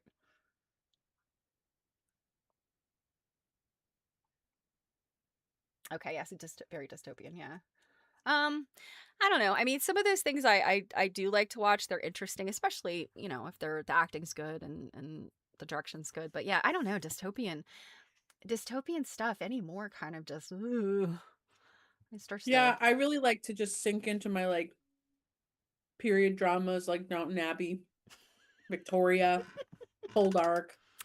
Yeah, and I do like those. I like period pieces. Honestly, I think probably the only things I do not really like are movies with a lot of like long gunfire and fight scenes.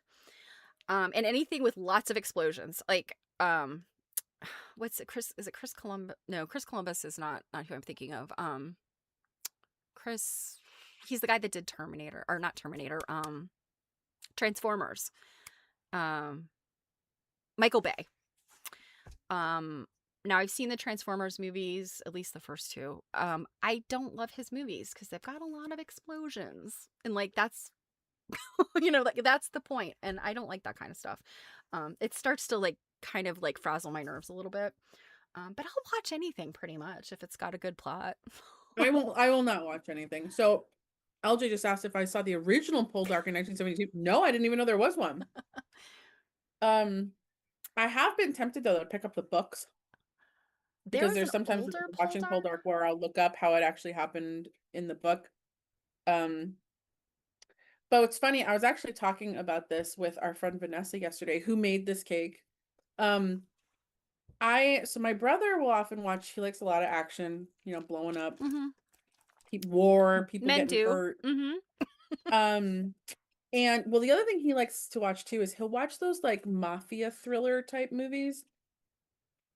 And one of the reasons I don't really like that kind of stuff and have a hard time with it it's a little multifaceted here. Number one, I'm one of those people that when I watch a movie, I like insert myself Mm-hmm. into the movie. So I'm always like think like I'm taking on like how I would feel in those scenarios. The other thing too is I'm one of those people where when I watch people get hurt, I actually have like a bodily reaction in my nerves. And I'll feel like a shoot through my nerves in my body. And I guess it's like a subset of the population that has that same it's the same kind of thing that people that get goosebumps when certain notes are played in music. Mm-hmm. Um so sometimes like I find that watching like really violent stuff, it's actually physically painful. So I can't and it's funny, I was Yeah. telling her about a story. I'm gonna get a little graphic here, but I was telling her a story about watching this like I was just walked in the room for this just one scene of this like mafia movie. And it was a scene where I don't know, the mafia guys like took the snitch and they tied each of his arms up to a rope that was then tied to motorcycles. And the motorcycles drove in opposite directions and pulled Thanks, his limbs Jill. off. We were supposed to keep this a lighthearted weekend. Yep. And well, and I'm like having this like visceral reaction, and he's just sitting there like perfectly like no reaction. And I'm just like, how and he's like, it's just a movie. Where I'm thinking like, okay, well, let's not pretend that like that kind of violence like doesn't happen. But Well, I mean, and um that's the thing though. I mean, I think that watching, I remember being a kid and being like, "Oh, violence doesn't, songs don't make people create commit crimes. Violence doesn't make people commit crimes." Like, the whole Tipper Gore and the sticker on CDs and all that stuff. I was like, oh, censorship. But in my older age, seeing that kind of stuff, and it's like if you watch a lot of those movies, and I mean, I hate to stereotype, but men are drawn to those movies. I mean, my husband loves, and he's always like, "You want to watch this?" And I'm like, "How much shooting and explosions does it have?" And he's like, "At least half the movie." I'm like, "No, thank you. You watch that without me." But I think there comes a point where you just get like you don't have any kind of reaction to it anymore. You get kind of desensitized. desensitized to it. Yeah, and I mean, I'm really in our society, we're very desensitized Well, to it's things weird like because that. I was like, when he was like, "Oh, it's just a movie, it's not real," and I'm like, this isn't Harry Potter. Where it's like this is clearly like fantasy, like what you're seeing everything here, that's real life things. And we do know that like, mafia violence isn't pretend. Um, but I'm just like, so I could see where like so I don't have that reaction if it was if it was like a Harry Potter Hmm. and someone gets hurt because the spell went wrong. Well, I yeah, I don't mean, have a reaction to that you're because not that's not seeing real. blood, guts, gore, and you're not But seeing I'm just like like, but it's non-stop just it's not. explosions. Well, even like when you're scrolling on Instagram Reels and you'll see like those like funny reaction videos where someone trips and falls, but Oh, you I can don't like tell they those. got injured. I I can't I don't like can't those. like I have an issue like I feel that like literally Hmm. it goes down my spine and like into my extremities. Um but yeah, I'm just like so I had said to my brother once when we're like watching this movie and like I'm like, "Do you like not have a soul?"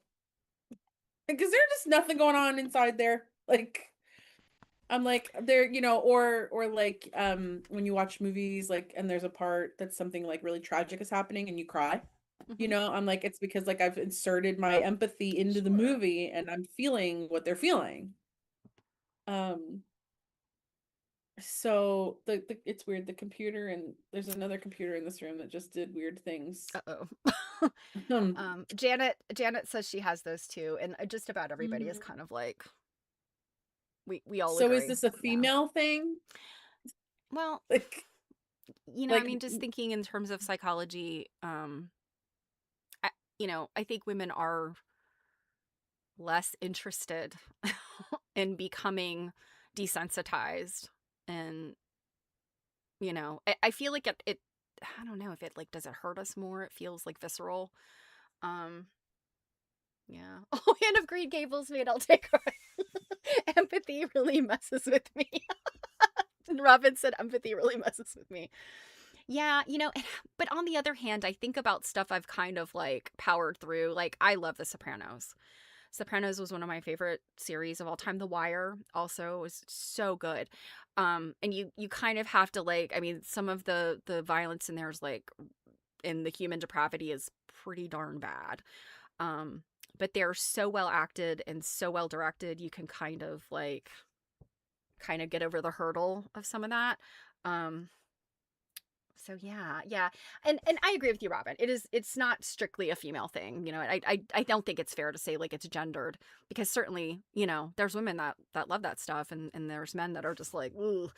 But I would say like kind of just stereotypically speaking, I think men are just wired that way and women are kind of wired the other way. Um, I mean, one of the reasons too I don't watch that kind of stuff um is the stuff with a lot of like guns and explosions. They're really loud.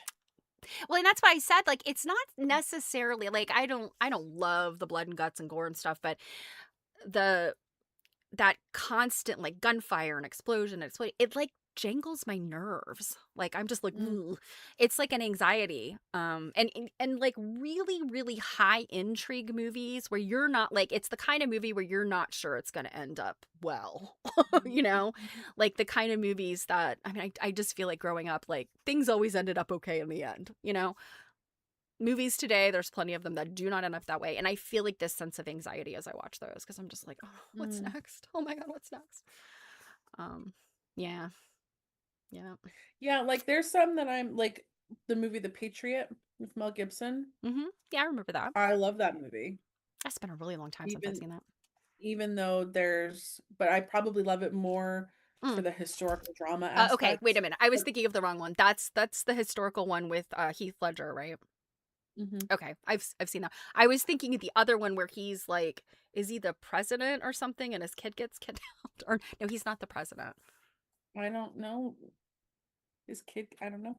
Mel Oh, I Gibson? can't. No, it's not Mel Gibson, or maybe it is Mel Gibson. I don't know. Are you talking about Braveheart? Mm-mm. No, it's not a historical piece. Uh, Maybe it's Kevin Costner. I don't know.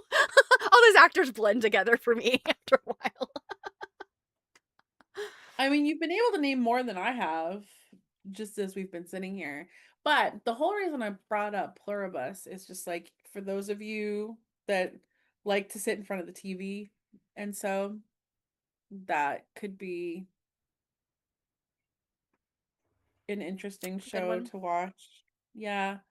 Um, it wasn't overly taxing, you know. Like some shows, like I said, like they're overly taxing on the nerves.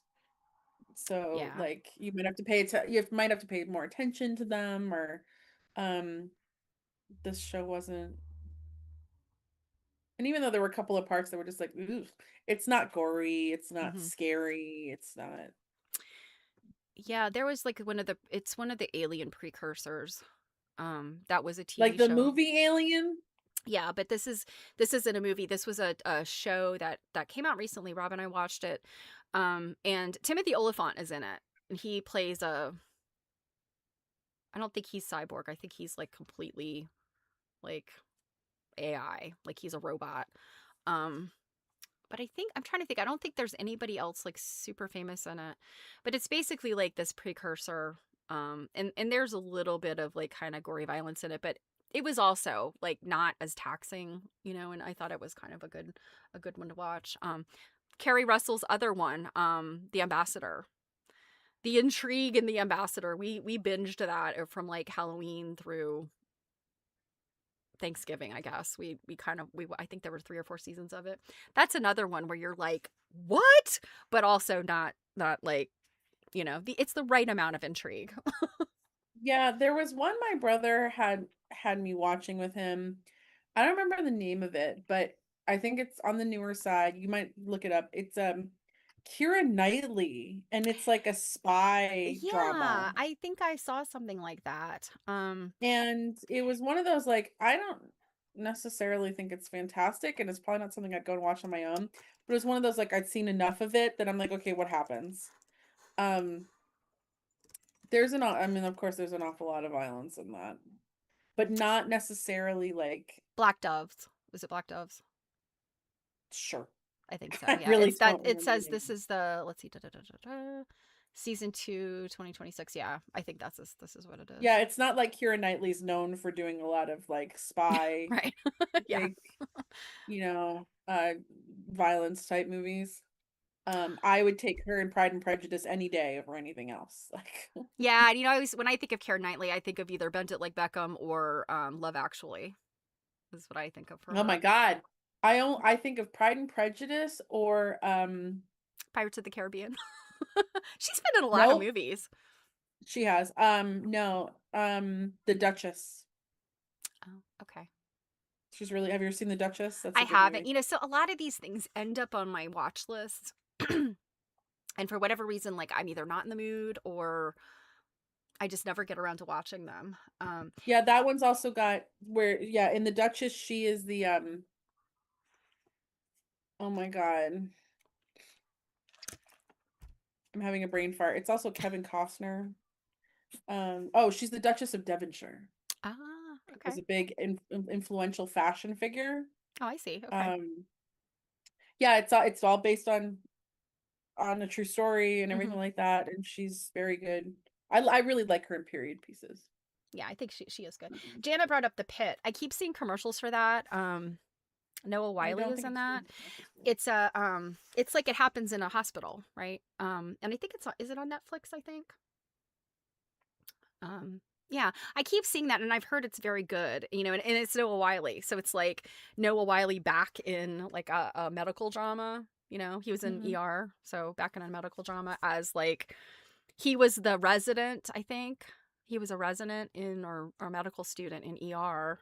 And my God, that's like more than 30 years ago. And now this newer show, he's like higher up in the, I don't know, the doctor echelon or whatever. But I've heard it's good, so wanted to check that out. I have I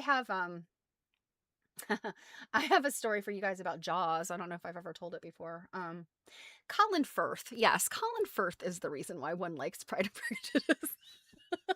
I'm a huge Colin Firth fan. I just so my Jaws story. Jaws came out. Was it 76? I think it was 76 when Jaws came out. I was, or maybe it was 75. I think it was 76. It was like the summer of 76. I was a wee child, and where I grew up, there was gosh, probably until I was in middle school, there was this pretty well known like drive-in movie theater where I grew up. And my parents, being poor young parents with a small child, didn't get to go out very often, didn't have, okay, Janet says 75. Okay. Um, didn't have a lot of means. So like a date night for them, they would have had to have like driven far to my grandparents to get somebody to watch me, et cetera, et cetera. So they decided to go to the drive-in long after my bedtime, had me bundled in the back seat. They drove a Ford Torino. Like at this point in my life, I'm like 5'10". I could stretch out in the back seat of a Ford Torino. So imagine a small child. It was like a big old bed in the back. And I was asleep. I mean, and there comes a point, and I can still see it in my mind's eye, so I know it's not like a story. Like this stuck with me. I woke up, and what I would do when I was little, I would stand on like the hump that's like in the middle of the car. I would Mhm. stand on that hump, and I would put my head on the back seat, like my chin on the back seat, and I would like pester my parents. I did this like long time. But anyway, I was doing that and I look up and it's a scene where Jaws is like in like on not just a movie screen, but literally like a drive-in screen, which is the size of I mean, it's enormous. And I just remember like and screaming, and my mother had to get out of the car and come into the back seat with me and like get me to like calm down and go back to sleep. And I have that, it's like etched in my mind. I can see that scene. I think my parents were like, "Oh God, we're terrible parents. We're bad parents. This small child has just seen a shark attack." Now, it has not stopped me from loving the beach. I have no issue with going in the I mean, water. there is a particular reason why I have never watched that movie. I Like, I mean, for what it is, it's I would still say it's pretty scary. The animatronic shark is pretty lifelike considering. Yeah, Marianne says she knows the scene well. Yep. Yeah. Oh, Robin says pretty much given up on most movies and shows because it's all been done before. Yeah. I feel like it's pretty few and far between where you get one where you're like, apparent this is original. This is like nothing I've well, ever seen and now before. that, like, they're doing remakes of everything. I know live action of Disney movies. Like, why do we need to do this? Right? Well, but just like they keep like, oh, we're gonna reboot this show from 50 years ago, and we're gonna reboot this show, and we're gonna do a remake of this, and I'm like, why? I know. I think it's a matter of like these studio directors really have no respect for the intelligence of their audiences, and they just think people love this crap, so we'll just keep cranking it out. Yeah, I don't know that I've seen too many remakes that I thought were that great. So Marianne says, anybody seen The Age of Innocence with Daniel Day-Lewis? I'm familiar with it. I don't think I've seen it. Oh gosh, Robin. Holy moly. Oh gosh, you had a real life shark attack on the bay just before Christmas. Yeah, I'm trying to think. I think I thought I heard about that. Um, Yeah, I'm not a super beach goer anyways, just because it's too hot and sunny for me. oh my gosh, I love the beach. And especially now that up in New England, we have sharks now where we didn't used to. I'm Oh, like, there's I'm okay. yeah, I mean there's definitely always been sharks like where we would vacation when I was a kid, like, down the Outer Banks and then all the way down there like in Wilmington, North Carolina, like it's like a little hump that comes out of the state and kind of goes back under. I guess like the conditions of the water there are really conducive to sharks. Um yeah. I will say that a snowy and like our snow is really stuck to the trees right now. It's very pretty. A snowy day like this makes me want to watch something like the Susan Sarandon edition of Little Women. I was about to say you would love to watch Little Women, wouldn't you? It's a shame Alicia's not here because Alicia could. Let's see. If I was to go watch a movie right now, what would I watch? Hmm. Hmm.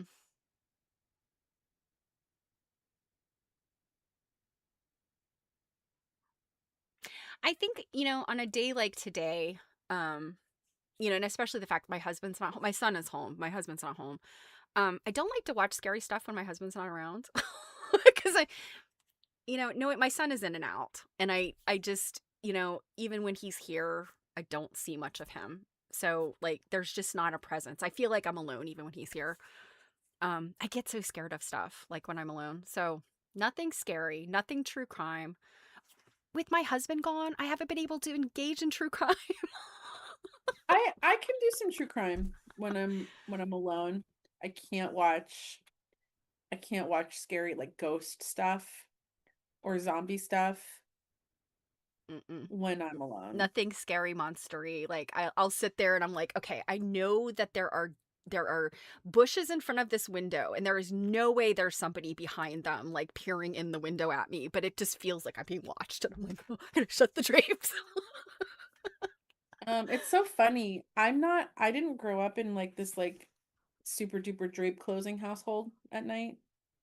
And I know that you did. Oh My house yes, my my house father would and his terrify you. paranoia. My house would terrify you. We have so many windows. And some of them don't even have drapes. I just think like my grandmother, like she would always close drapes and things because uh, the sun, like the way her house was situated, would get like really bright morning sun in the front of the house, really bright afternoon sun in the back of the house. So she'd close the drapes and stuff. But my dad had like major paranoia, and I think he got it from his mother. I remember that grandmother having major paranoia. So yeah, I grew up and like that has been in my head my entire life. It's amazing the things our parents do to us, isn't it? Yeah, Marianne, Blair Witch Project scared the bejesus out of me. Yeah, you know what? By the time I saw it, I knew it wasn't real, like it wasn't found footage, but I um saw it during the time when people weren't sure. yeah, I remember oh gosh, I remember all the the hubbub about and the reason why I didn't see it earlier and we waited until you know just so happened we didn't see it until like it had kind of been it's not real was because our child was small. Like we just didn't go to the movies. And so that when we actually went to see it was a huge family vacation and it was a day it was raining, so we couldn't go out and do anything. So some of us did one thing, some of us did something else, and so it was like me, my husband, my brother-in-law, and maybe our other brother-in-law perhaps went and saw it. And so I knew going in that it wasn't like real, but yeah, it was still very disturbing. That movie. Mm. And since I've heard more about like the filming of it and stuff, and it was the way that they filmed it, like they basically didn't tell those guys, like the actors, they didn't tell them a whole lot. They sent them out there. um and like some of it was, even though it's not real, the actual like fear that the actors were feeling absolutely was. And some of the things that they had them do, like they would come in and drop like food and things to them. um and like they got one of the actors like away from the other two and told him to do some things that they didn't tell the other two about. And I was like, that's a brilliant way to get like these like real reactions for something scary like that. But oh my god, I mean, to like, oh, I just think to be so terrorized would is just Yep, horrible, right? yep. Trying to think because Marianne said she'll never forget Alien. I've never seen Alien because like I've heard enough about it, but I'm just trying to think like what is like the scariest movie I've ever seen? And see, Alien is one of those where, yes, it is definitely like gory, but it's also one of those things I think at this point to me, and I'm not saying this is right, wrong, and different, but to me, it's been so like it's in the zeitgeist, in the consciousness, and memes have been made about it. Mm. Um, like the chest burster and the face hugger. My next door neighbor has a tattoo of the chest burster. Um, I'm trying to think, is it on his arm? I think it's on his knee, like because he has a full sleeve and a leg, and it's a rose. It's this beautiful rose with the chest burster popping out of it, and it has this horrible little smile, and it's funny because I'm just like, okay, that's horrifying, but also hilarious. So I think that's why Alien, like I can watch Alien without, I guess I've seen it enough times, like I know when the scary stuff is gonna happen. I don't know. I like as a kid, for some reason my parents thought we could watch Poltergeist. Poltergeist is one that scared the crap out of me as a kid. My brother all through like all the way up until he like graduated high school, whenever I don't remember what age it was where he got a TV in his room. But every single night he took his bathrobe and covered the TV with it after watching Poltergeist. All the way till he was like 18. Um, so there was like that movie would scare the crap, but I'm trying to think something. When I saw The Ring, Oh, that was scary too. I don't remember exactly how old I was. I want to say I was probably like Oh God, Robin. 19.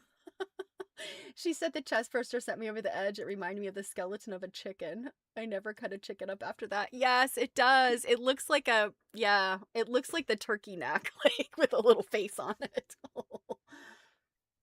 Yeah, when I saw The Ring in theaters, and I'm pretty sure I was an adult, meaning like at least 18 adult. I came home and woke my mother. Like I literally like I'm going it's like midnight or whatever, and I'm like going in and I'm like, Mom, this movie scared the crap out. And of course she woke up and laughed at me. Also, I've never seen the original, but I saw the remake of Dawn of the Dead, Mm-hmm. which I was about, I was probably about 19 or something. And I went to go see it in the theater with this guy that I was dating for like a minute and my brother, okay? And we went to the last showing of the day, which was probably around 10 o'clock, Yeah, I was gonna 9:30, say 10 usually they o'clock. would be like 10 o'clock at night when they. Yeah, well, this, pre-COVID when things were open late. Um, I just went to the mall the other day for dinner and it closed at 8 o'clock on a Friday. It was wild. So we go to see Dawn of the Dead, which I was not happy with for one because it was gory. I don't like gory. It was also just scary. But when we're leaving the theater, it's like midnight on like a Thursday, and everything is shut down. It was so creepy. And you're like, Like driving home. Yeah, and everything, like the whole world's like asleep, and it was, oh my God.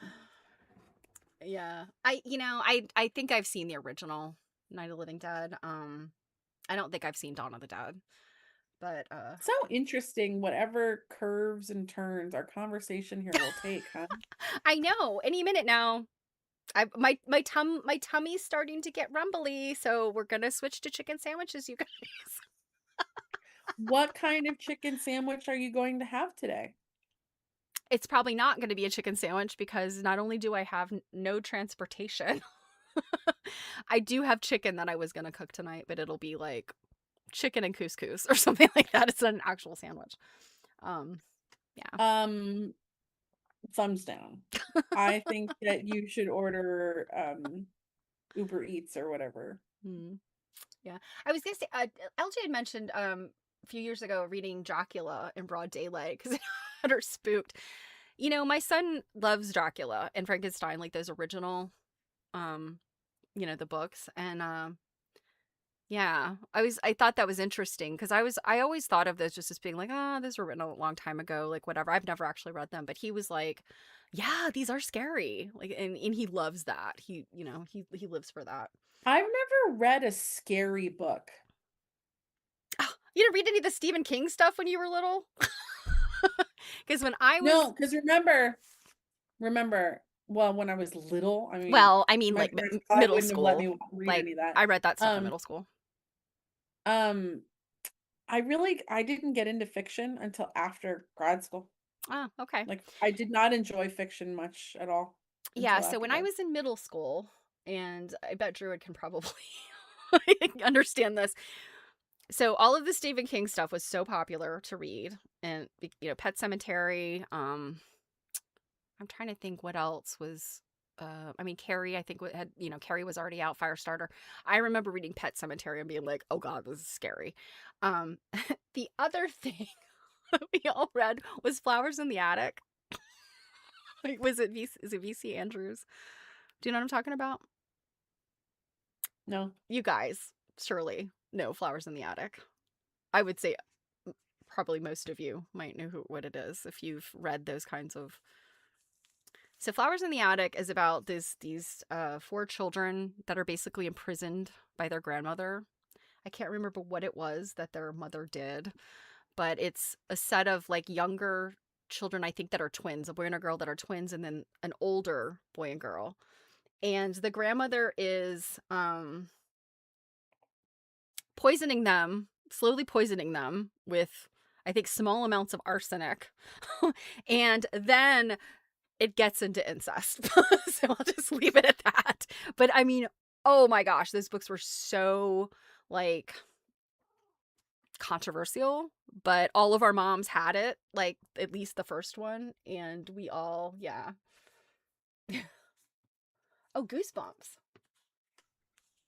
Yeah. Oh, my dad read me those when I was a kid. Yeah, my son liked some of the Goosebumps stuff.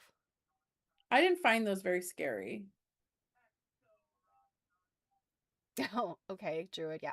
Okay, yes. If you were about 3 and you're frightened by, yeah, yeah, a vampire So was in the toilet. that's so that's scary, but also kind of funny. partner just left for the work dinner. Do we think he'll bring me home something from said Italian restaurant? If he's a good guy, he will. Well, it's also one of those like there has to be a scenario that invites that to happen. Do you know what I mean? Like if they don't kind of encourage people to take food home, you don't just like I don't know how they're doing it. I don't know if it's like a buffet like catering or if it's the thing where everyone goes and orders a sit down meal. You Well, know I what I mean, mean? if it's even if there's a buffet and catering and stuff, if it's like a regular restaurant that's otherwise operating, I mean, he could step away maybe 20 minutes before he's ready to leave and say, "Hey, can I place a personal order? Here's my credit card." Oh, sure, he could do that. Or Um he could just get a to-go box and just scoop up some of the whatever's on the buffet. Well, so that's what I mean. So his previous company that we would go to company dinners for, they would absolute like they would always take us to like a really expensive steakhouse and where you had like this like limited menu because you were in like a private room. Like a But so prefix. Yeah. everyone would order like their main like protein, like it was like a steak or a fish or something. But then they'd kind of do like a family style of like sides and stuff hmm and people would be encouraged like hey if you want like take that stuff home like don't so I just this is a new company and this is the first time he's going to like a company outing hmm so I don't know how they are so but I'm just kind of like man I'm sad Ooh, I'm gonna take-home miss out. desserts. I always love a take-home dessert. Mm-hmm. I'm definitely sad I'm gonna miss out on the yummy like Italian South End Boston like stuff but I would not be happy to be driving in this later on tonight. Yeah, I hope he's careful. Yeah, I when he was just leaving, I'm like, let me know when you get there. But yeah, I'm sure he's like, I don't want to deal with your anxiety. Stay here. I'm like, Okay, Janet's changing topic. What? Let's see.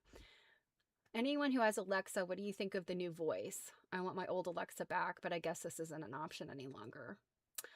I do not have Alexa, so I can't speak to that. Does anybody out there? I thought with Alexa you could also like change the voices to whatever you wanted.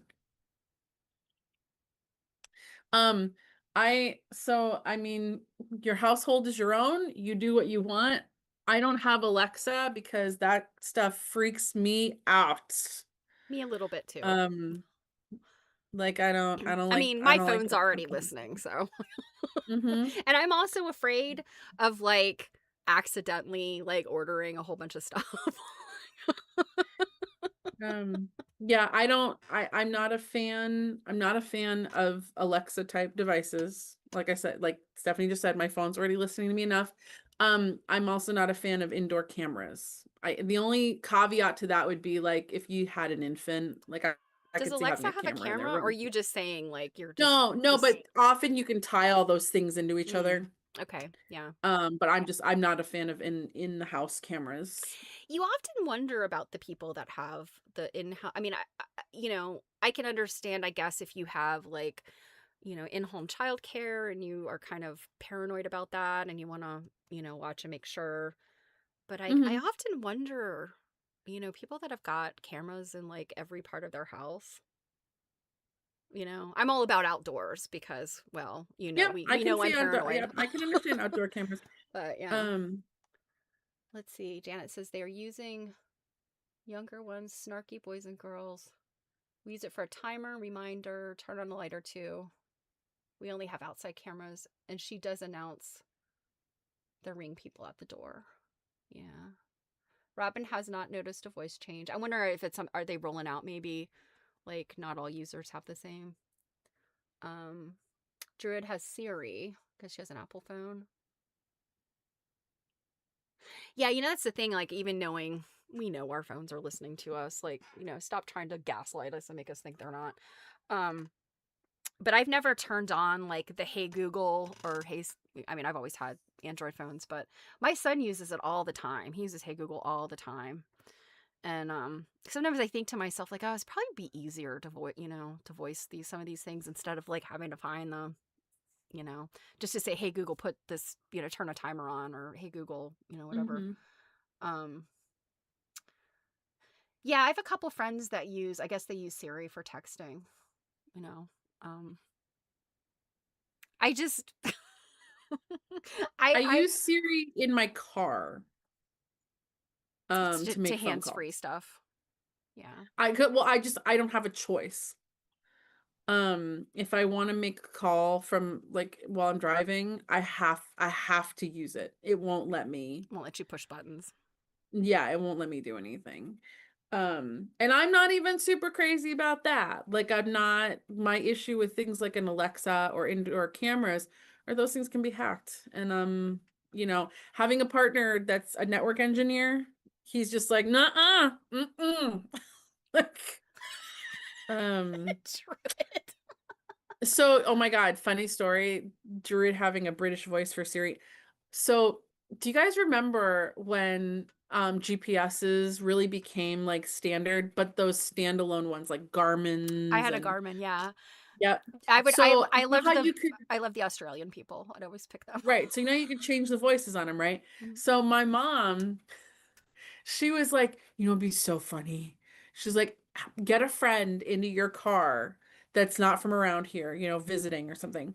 And she's like, and go to a place that like how to get there, but act like you don't, and turn on the GPS, but have it speak to you in like Japanese. And she's like, and just act like you totally understand wherever it's telling you to go. I never did do that, but I That's was pretty like, oh, funny. I see. I would be afraid to put a language I don't speak because then I would never be able to figure out how to put it back. do you also remember someone had like they'd like come out with one that like insults you. No. It was like, yeah, it was like, I remember seeing like a video someone made, and they might have just like written their own program for it and downloaded it, but it was like, where the hell are you going? Like, I said to turn left. Like, why did you turn over here? No, you jerk, go back the other way. No, I prefer recalculating. Mhm. Recalculating.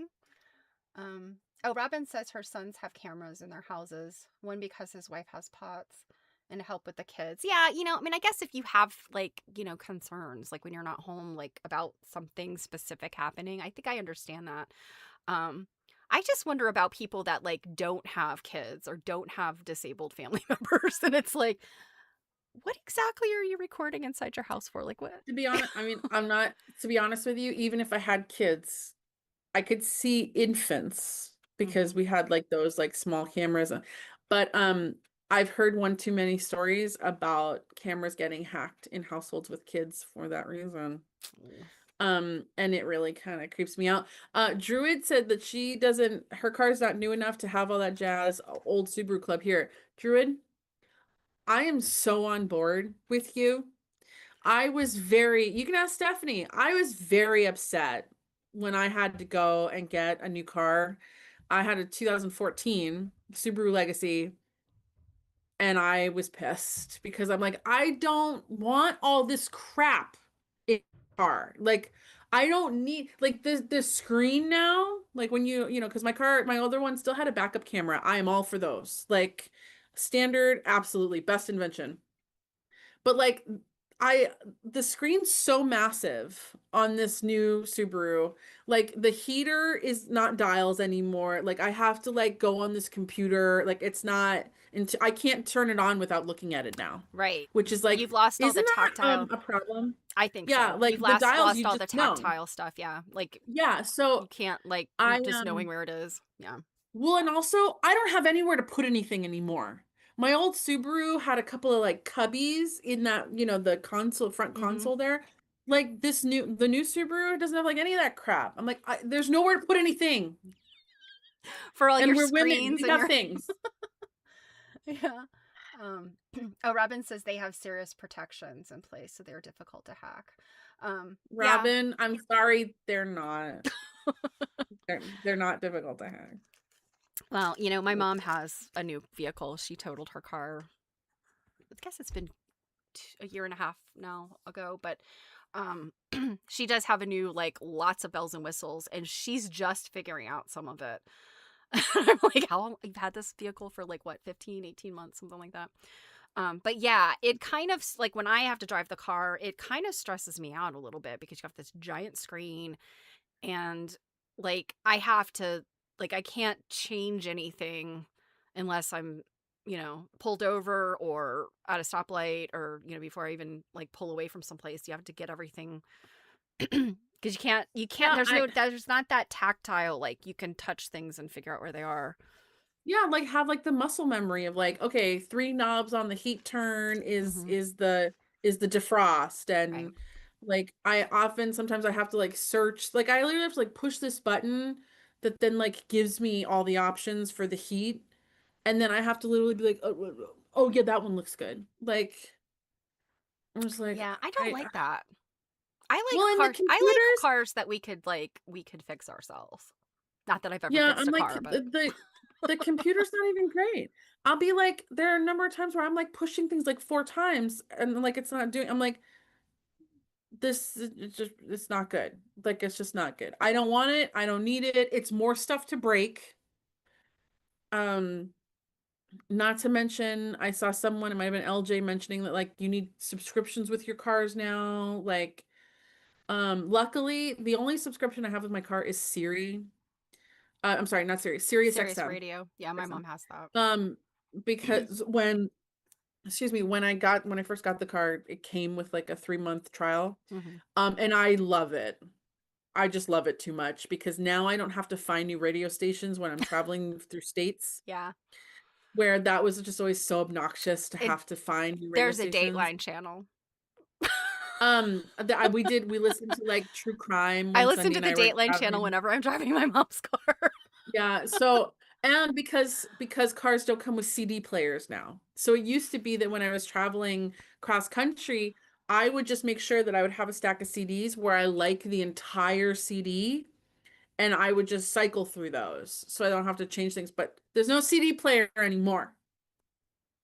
And I just haven't gotten through like uploading like my playlist and to my whatever. Druid said, I bet we could still find some old Soviet vehicles somewhere. some old Chevette graveyard. That was my first car, a Chevette, a Chevy Chevette. Um, oh yeah, who mentioned the fob? Yeah, Janet mentioned the fob. Um, LJ said they say that enabling the key fob signal to unlock the car across the parking lot signal latency can be intercepted. Yeah, I've heard that. Um, Also, my mom has the fob, and I'm always terrified of like locking it in the car. Um, or maybe I don't know. Maybe the car won't. I don't know. I've never tried it. But like, and then I have it in my hand, and then I'm like, okay, well, there's no key to, so it's like, what do I do with it? I'll put it in my purse, so I know that it's okay and it's there. That I don't know. I guess it's just one of those like it becomes a muscle memory if it's your vehicle, I guess. Yeah, it But does. Although there was one time that Sunday was dropping me off at the library and we took my car and I had my keys in my pocket and then we switched. He dropped me and he drove off. And he almost left with the fob, with me having the keys, which ah, would have been the car would have driven, but when he got to his destination, he wouldn't have been able to start it again. right, yep. So I'm like, oh my God, Hmm. thank goodness for that. But My mom also it's has the weird. dial instead of a shift. She's got the dial. Oh Oh my no, I god, have a I shift. hate I the wouldn't like that. Yeah, dial. I wouldn't like that. The dial, ugh. I also hate the push start. I hate that. Yes, hers is a push start. Well, I mean, because I guess all of the fob ones are a push start, right? If you don't have a key, Yeah. it's a push start. Yeah. Yep. Ugh. Yep. I don't like that. Technology I don't like that today. one. And we're the youngsters in this conversation, right? You're the youngster. Oh my goodness. Yeah. Yep. I don't like that. I will say though that I am drastically losing my light here. You guys notice that my light is starting to get bluer and bluer because it's my screen that is lighting me. So it's probably time to go for me to go find something to eat because even if I'm gonna get Italian food brought home to me, it's gonna be quite some time It is. before. Yeah, I was just thinking like I was telling my son when he came from work today and I said, I will cook dinner because we've got again stuff that just needs to be cooked, like, um with my husband being unexpectedly gone. So I was like, I made something the other day and he didn't eat. It was just me. So I Mhm. it's like 3 full portions of something and I was like, "Please eat that. Please. Please eat it." Because I just, I hate like wasting food is like one of those things where I'm just and it instilled in me by my grandmother, my depression era grandmother was like, we don't waste food. So it drives me crazy to see like a bunch of really good leftovers go to waste. So I'm like, I think I'll have a late lunch and an even later dinner. Mm. It is 4:30. I guess Mhm. that can't be called Mhm. lunch. Is Mhm. that dinner? 4:30 dinner? Yeah, or you're beating the oldest couple in town to the early bird dinner. I asked because my husband is with my father-in-law right now, and I texted him the other day. I was like, "What you up to?" And it was about 4:30. I was like, "What you up to? Eating dinner?" And he's like, "Shut up! It's not that late, or not that early." I was like, "Well, you I know." I love going to a restaurant at like 4:30 Oh for yeah, dinner. yeah. You can beat the early birds, and yes, yes. Yep. Um, absolutely. I could think like we love to do that. End up at a restaurant and then Yeah, Druid, we can pretend we're in Europe later when we wanna have second dinner at like 10. I've been doing because I'm a night owl, y'all, and my husband is not. And Have you so gotten into a crap sleep schedule since he left? It's so well, easy to do. yeah, I've gotten into this like sleeping late and making dinner at like 8 o'clock at night, and I would live like that. I would totally live like that, but he's like so.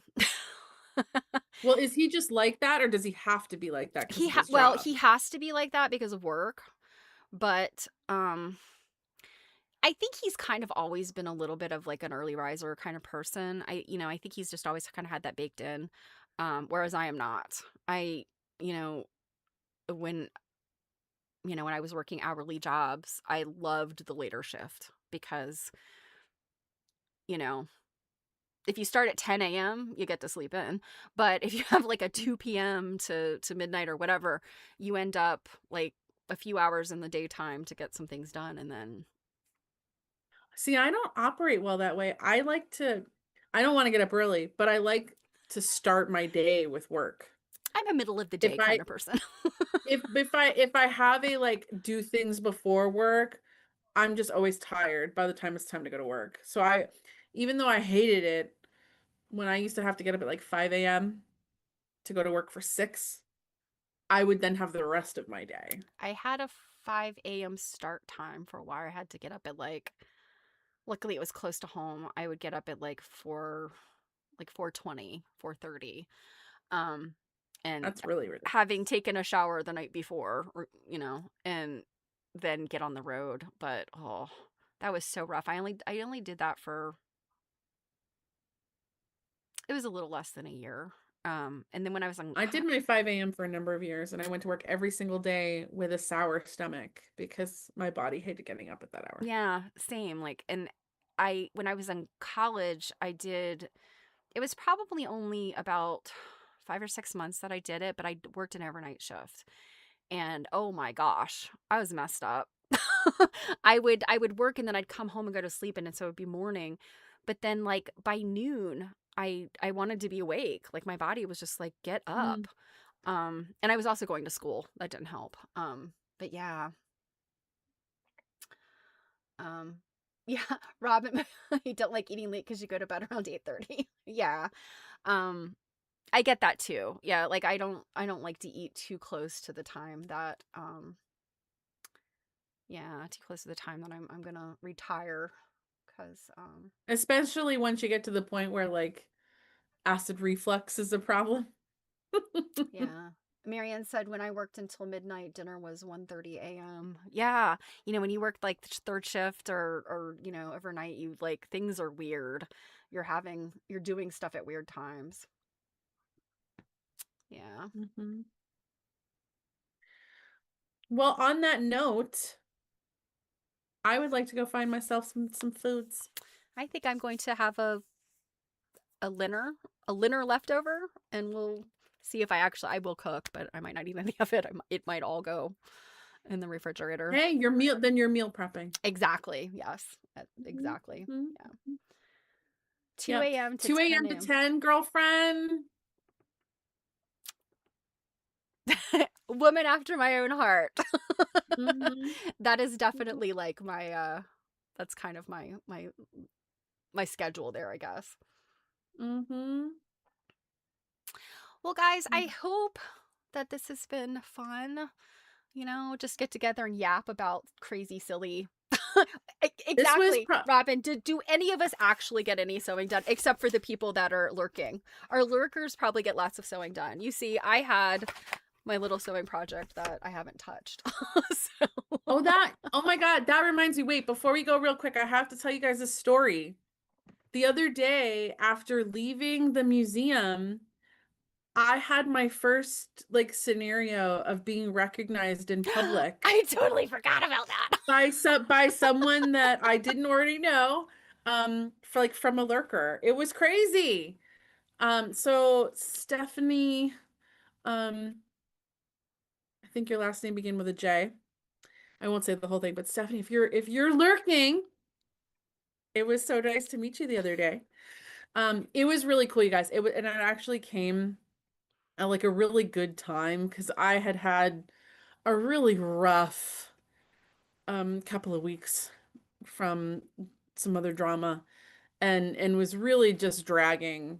And just I'll tell you real quick, we were about to cross. It was this woman was with a friend of hers or a family member, I'm not sure. And I was standing behind them and we were about to cross a crosswalk to go to the parking garage where you park your car. And there was this truck, like a big box truck, like parked in the crosswalk. And they're kind of looking at him like, hello, we need to cross. And he's kind of looking at them like, oh, and I had just said behind them, I'm like, who would have thought that he thought parking there was a good idea? And all of a sudden this person like spins around and she's like, oh my God, I know you. And I'm thinking, from where? Because like, there's a lot of options. Um, and she was like, from like your she said podcast, but I know what she meant. And I was like, oh my God. And then she was like, I'm one of the lurkers.